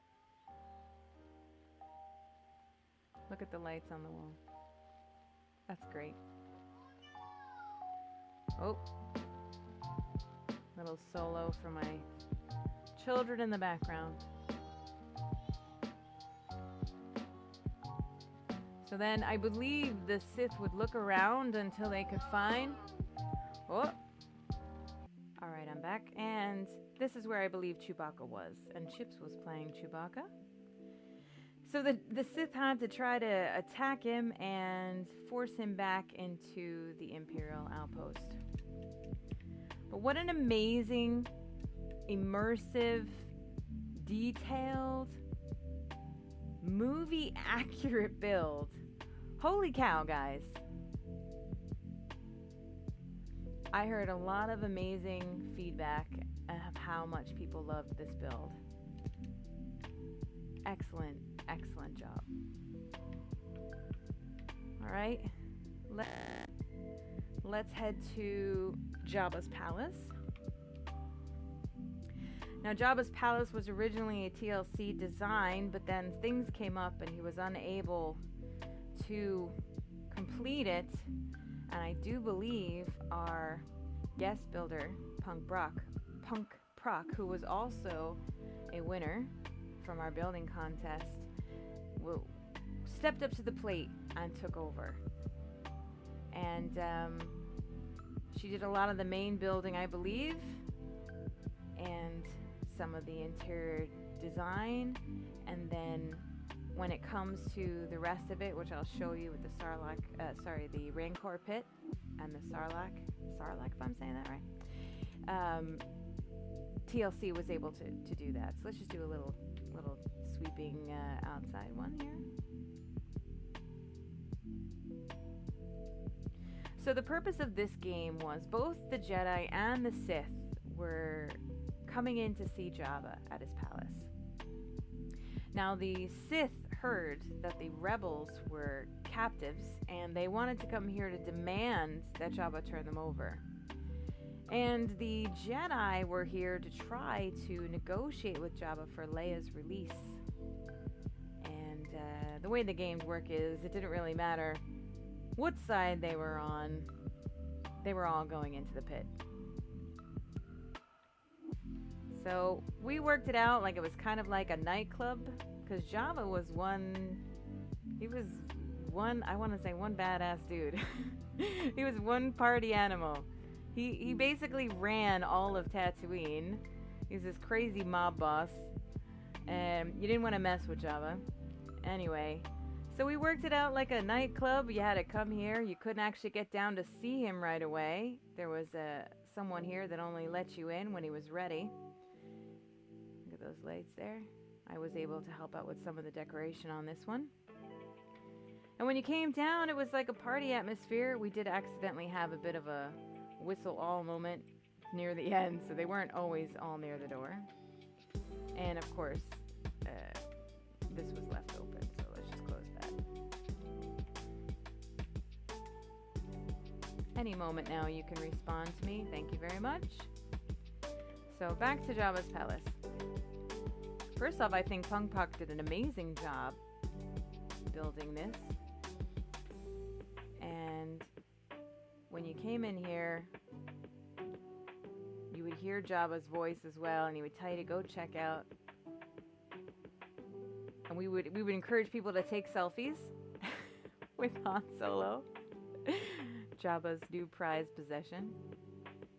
And of course, this alien dude has been making fun of him all day. That's just kind of the atmosphere it was here at Jabba's. the maitre d', the person letting you in, she went through your things when you were doing the mission. She stole from people. It was fun. All in good jokes, all in good jokes. She'd give it back to you. Now our rig is a little bit broken here, but we made a pretty awesome Jabba.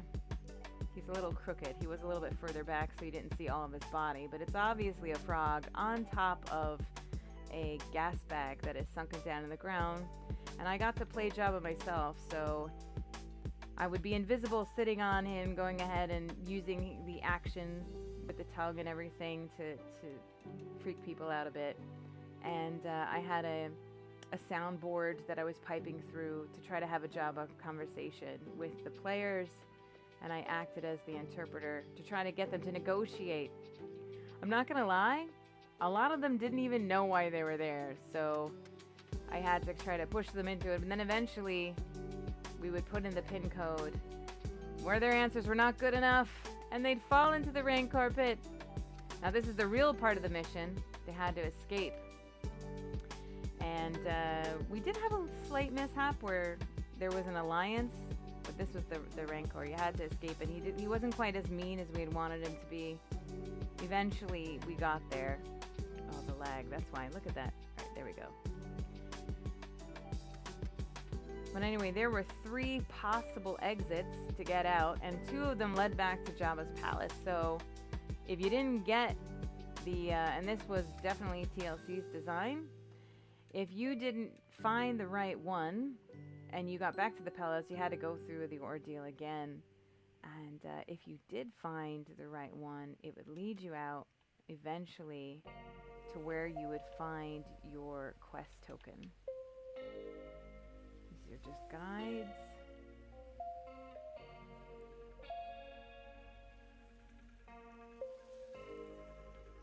Now this part was built by TLC, and I think it was really very creative, very exciting. I remember hearing some people as they saw it for the first time.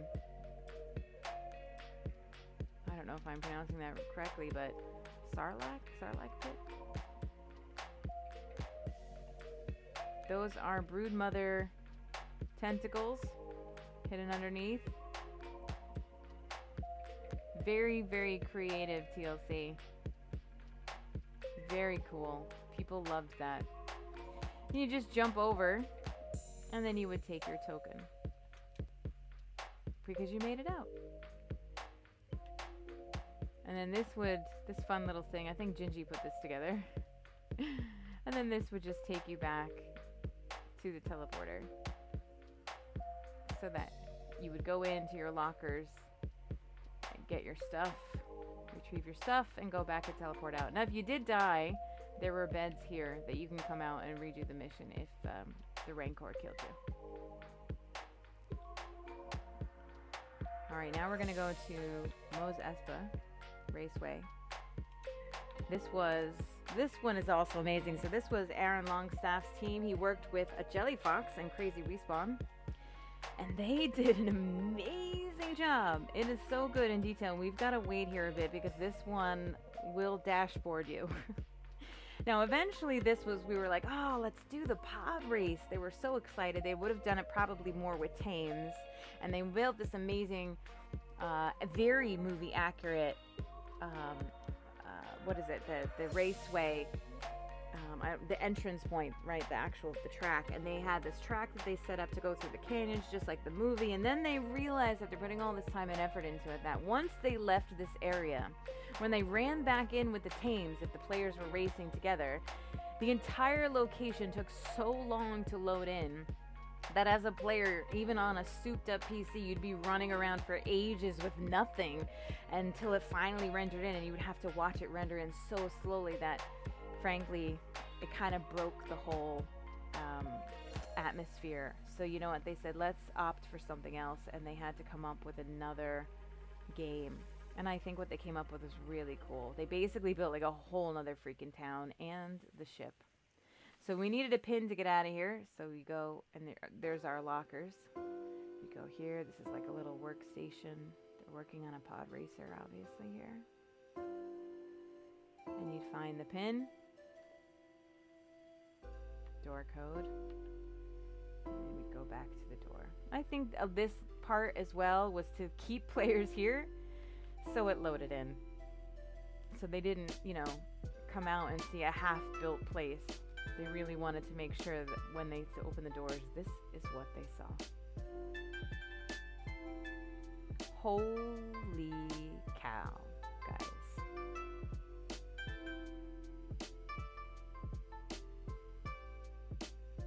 Holy cow.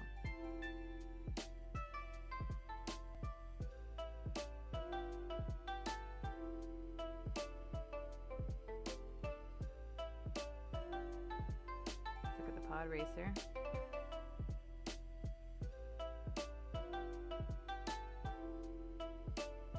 Jump pads. Tech generators. Sunken regular generators. Catwalks. Tech pods. Sleeping pods. So inventive. How they took parts of things in Ark and turned them into something else. I love that. Aaron has a good eye for that as well.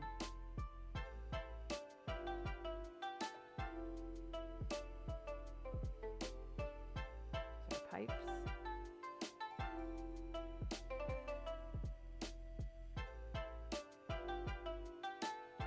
Let's just do one from the air.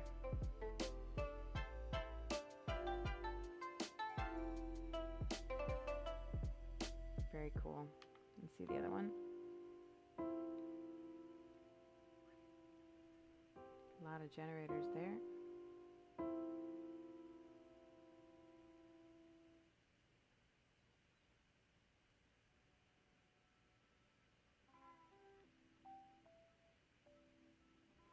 So cool. Now again, to this part of the mission, the Jedi and the Sith were kind of doing the same thing. The pod race was sabotaged. Lag. The pod race was sabotaged, so their ship was so broken they needed to get a part to fix their ship to get out of here. And the first part of their ship, and look, they have a version of Jabba the Hutt here too, because he was here on the Raceway. And you had to go in and find a tame to go in, to get down into the canyon. Retrieve the pin code in Jabba's private lounge. Yes, we can't get in, so obviously the door's open. We're going to pretend like that door was closed. So now we've got to go through. Now I happen to know where Jabba's lounge is, but I think the rest of it, there really wasn't any other doors you could go into. So this was it. Part of my agreement with this team in order to get some AT-ATs at the Hoth battlefield was to agree to do some decoration. So I did the decorating in here. Not all of it, the chairs and all of that stuff, the tables, the chairs. I just did the tech storage and the plants. But anyway, a jelly fox did the initial design, did the maps. Not the maps, the flags, painted and all of that. And then I just came in and threw it. I do what I do, which is throwing in some plants and color. That's kind of what I did. But anyway, I think it looks really cool. So I'm just going to point out what I did here in case anyone's interested.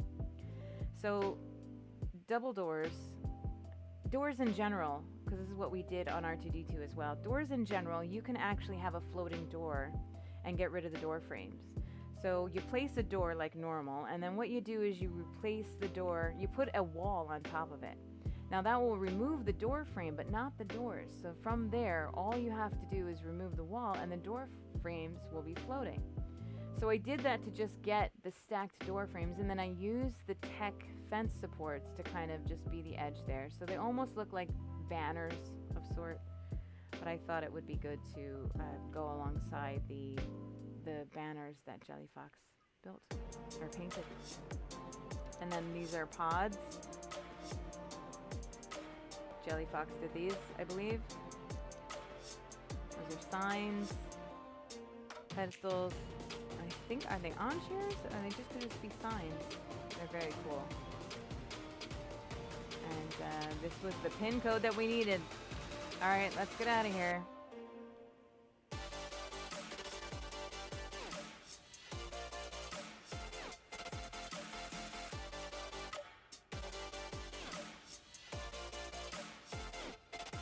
Okay, now we can get in.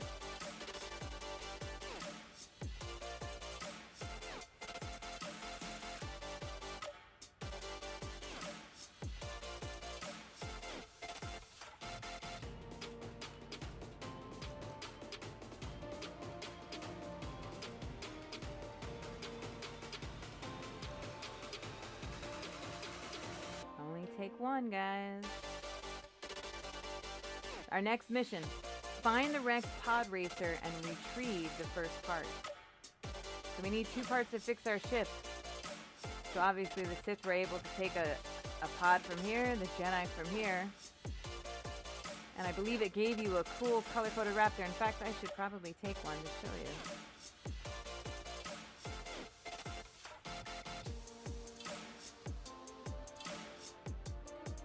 So now we gotta go into the racetrack and find the broken pod racer to get the first part.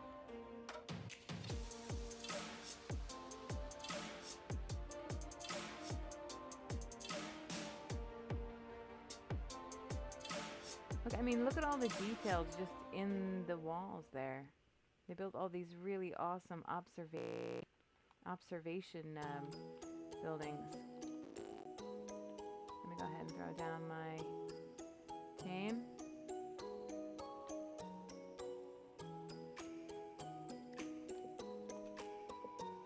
Let's go. Now I can imagine running this with a Sith to totally attack them right now. I mean, look at all these buildings. Look at the detail. This was so not necessary. And yet, they did it. Amazing. I think we've come across our pod racer. Yep, it's on fire. Broken into pieces. I believe there's supposed to be someone here telling you to take that part. Only take one. Yep, alright, we got our one item.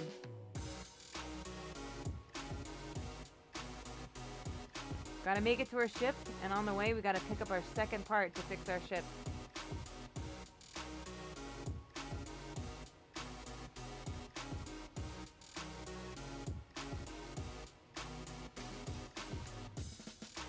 I mean, they did a great job of making sure to block in the players, so there was only one way to go.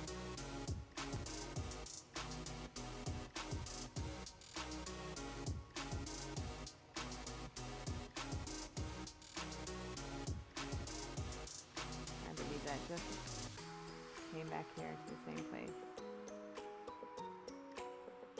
Now this has to load in as well, so I'm gonna go a little slower here.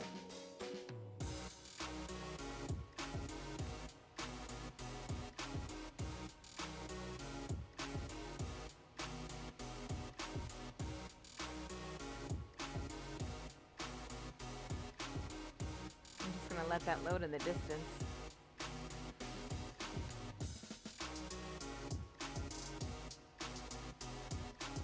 I mean, I do believe Aaron is a little bit insane. I don't think this was intended. I think just Mo's Espa Raceway would have been enough. But they were given a challenge when the pod racing game was off, and they decided basically to double their workload and build an entirely new area with an entirely huge ship. Now, I don't remember the name of that. Please don't crucify me. But it's definitely an awesome build. Now, the issue as the player, now we have to figure out how the heck do we get down there?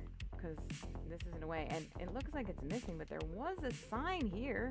I don't know what happened. There was a sign there that said something about needing to get over to the ship and to find some element on the way. And it does look like the raptor was not going to be able to get up there. So at this point, they had to go on foot. People put down their sleeping bags, which is good, because can you make it across the bridge? Watch out for cannons. There were some enemies here. Oh, we're getting shot at. Oh my goodness.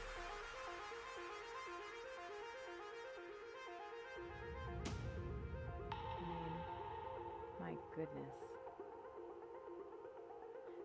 Okay, can we just talk about the detail here of these artifact pedestals?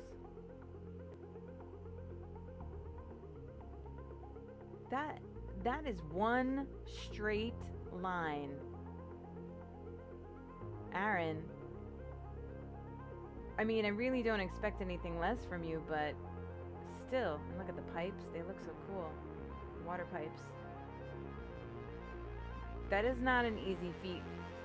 Sometimes something happens and it just gets a little crooked, but oh my goodness. I wonder how many times you had to redo those.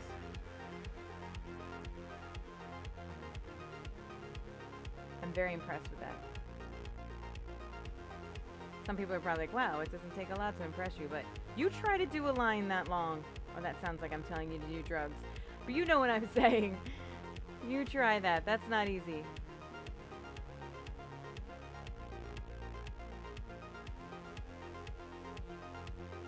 Alright. Okay, I think this was the station for us to get our second part. Oh, I don't see it. There was something there to get elements. Maybe they had to move it. We had some issues with coverage to run the game, so maybe they had to change an element there. But when I played it the first time, there was a station to fix your clothes, and then there was a place for you to get the element to run the ship. And there's some more cannons down here. And I died when I ran through this before outside of creative mode. I couldn't survive. Look at that, guys. I mean, I just have to look at that. And look at the cryopods. I don't know if that was Crazy or Aaron. I think Crazy did a lot of this ship as well. But that was awesome. With the tech troughs. That's brilliant. Oh, I think that is... Oh, there's the turrets. Yeah, it was blocked. Okay, so you would have to come down here after getting shot at.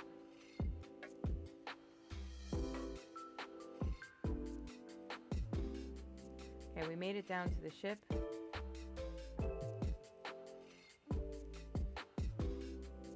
Look at just the guns.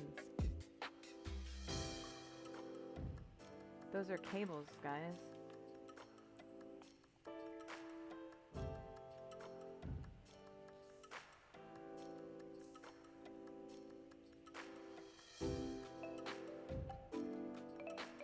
I will say I did see I did see underneath this thing. I'm not gonna do that to you, but it looks like it's a very impressive build, but it also looks like it was very chaotic at certain parts. What I mean is, you know, to make it stand up, the supports. So good. Such an impressive wow factor this one was. I heard a lot of people talking about how this was their favorite build as well. They were just so obsessed with the level of detail, how close it was to really replicate. And look at the doors. I love that. Hat frames. Now, again, part of my agreement for an AT-AT was to decorate this portion, and I was so stressed towards the end there, I didn't think I was going to get all the stuff done, and so UwereAmonkey jumped in and helped as well. She did the med bays, and we worked on this kind of together. And the joke is really how many architects does it take to lower these pods into the ground, because we were ghosted into the bottom of the ship in order to get it to line up, and that was incredibly hard because you couldn't see what you were doing.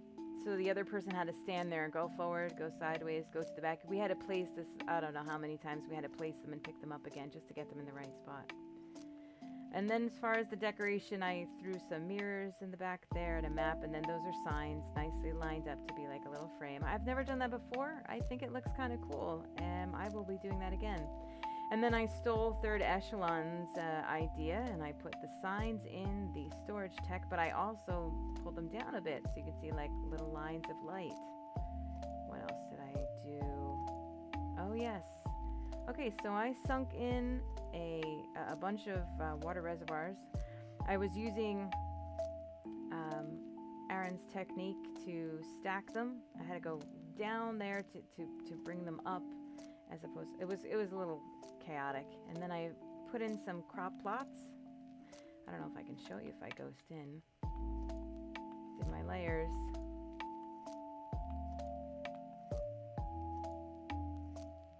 Yep. And then down in here, if I can even see inside, probably not. Nope, I don't think I'll even be able to see inside. Let's try it. One more view. Of course, the crop plots were too big. These are small crop plots, so I had to try to cover them with something. Yeah, you're not going to see them. So I used a text storage box. And we've all been obsessed with these lights lately, and I can't pronounce the YouTuber who made them. I'll try to get his link into the description.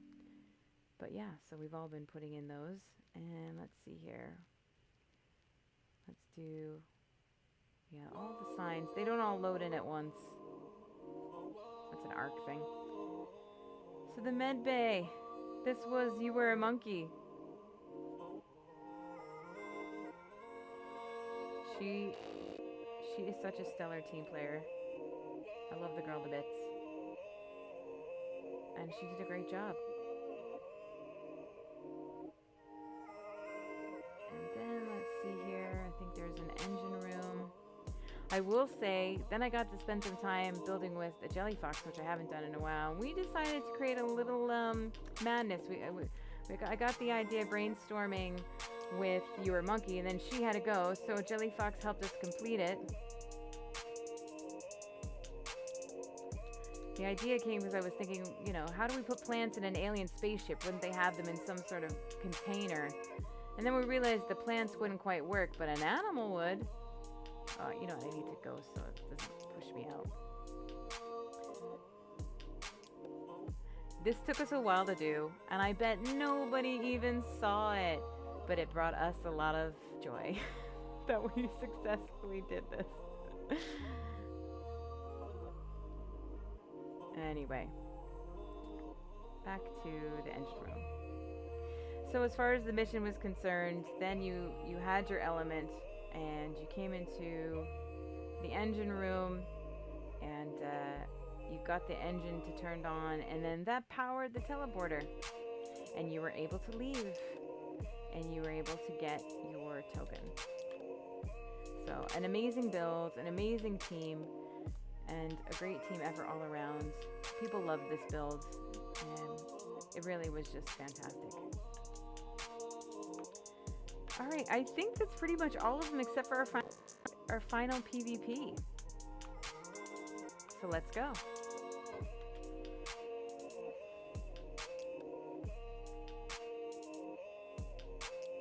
Now I have no idea the condition of this arena. Little warning, because the first PvP was fun and chaotic, but the second one was just bananas. We went so crazy, and I think it was because it was the last PvP. It was only a 2-day event, so we really just were getting out all the stress and didn't want to say goodbye, that we actually put in so many tames and did so many crazy things that we ended up crashing the server. And I think it was almost 30 minutes to an hour where we were waiting for it, and Nitrata was helping us get it back online. But it was kind of fun moment because most people stuck around, and what we ended up doing was doing a little Star Wars trivia in the voice chat channel while we waited. So this is supposed to be the Battle of Geonosis from the Clone Wars, but I'm not gonna lie, it's a little difficult to recreate that, and I had a hard time in the end. I just couldn't help myself, and I put down some plants. Sorry, guys. I still did the plants.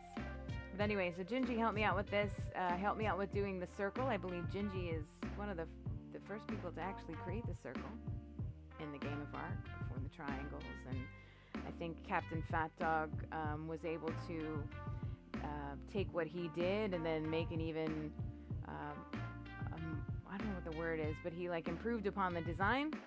But anyway, so Gingy, it was very appropriate that Gingy helped me create the circle for this, and we had a fun time trying to get all the supports, a good laugh. And then I went and threw up the rest of it, but then during the event, Gingy was so important. Him and my Discord admin, Kaden, they filled all the lockers, they spawned in the animals, they spawned in the gear. Look, you just got people like standing around. I don't know where that golem came from. You know what this feels like? This feels like when you go into a house after a wild party and you just look around going, what the heck happened here? So the way that it was set up, let me take it back to the beginning. So the way that it was set up is that after the 3 or 3.5 hours when we tried to get everybody to get through their missions, all the players would show up here. Now we were originally just going to separate the players, only the players that got the missions, but frankly, due to lag and just the fact that we actually had really intricate mini missions, we just decided to let everybody PvP anyway. So all the players came down here to the locker rooms. They would deposit their quest tokens. They would come to the incinerator, so get rid of all your items and gear. We send them in naked.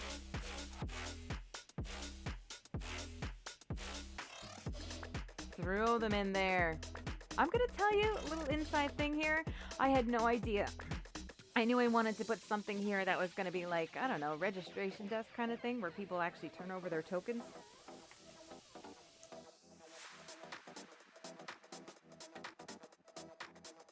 Sorry, I had a cough. Where people actually turned over their tokens, but I started messing around and I was like, wow, that looks so cool. I have no idea what the purpose of that would be. And I was like, alright, so then I built the rest of it. So I thought that looks really cool. And then Gingy was like, why don't we get them to throw all their stuff in there? So they go in naked. I'm like, you're a genius, man! And he put up there those items. I was just going to have him throw in the tokens. But that was genius. Very smart. Anyway, so the players would come in. The walls are gone because we basically locked them in once we were there. Don't worry about that. Anyway, so then the players would come in. They'd have their own lockers. Same locker system.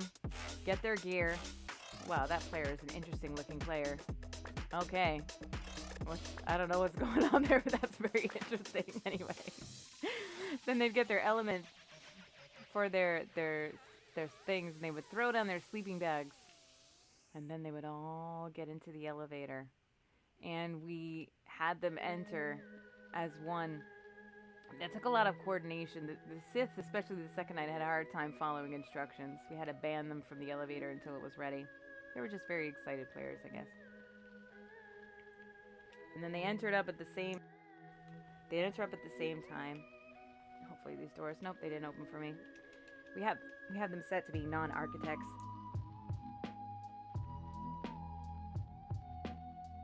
Ooh, sorry, man. All this talking, my throat's killing me. And they came up. We threw some smoke at it. It was a nice entrance. So I'll show you some videos of what we have. And then they started battling. And then once they died, they couldn't be in the arena anymore. I had set up pin codes to those doors.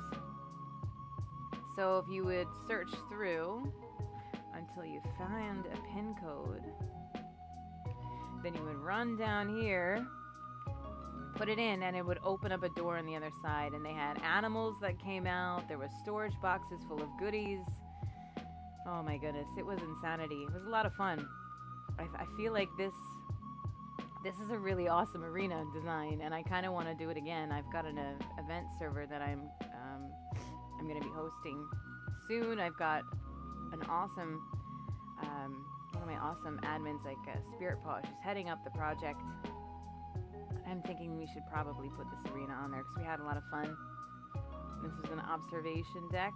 UwereAmonkey helped me out. She threw up some decorations last minute for me because I never got to it.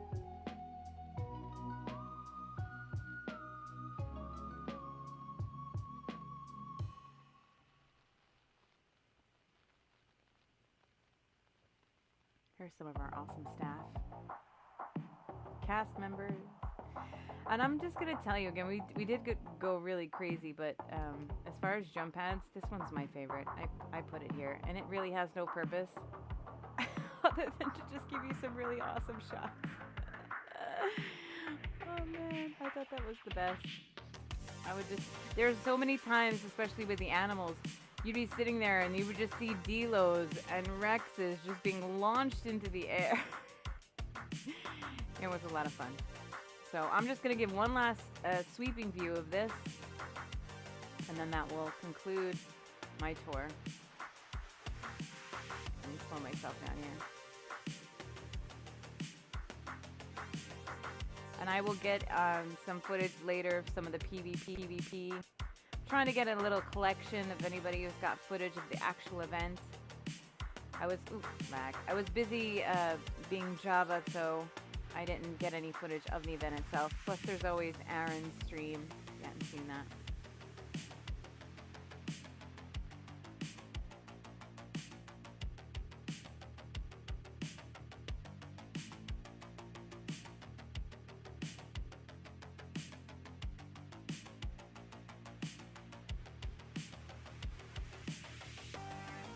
And that's it.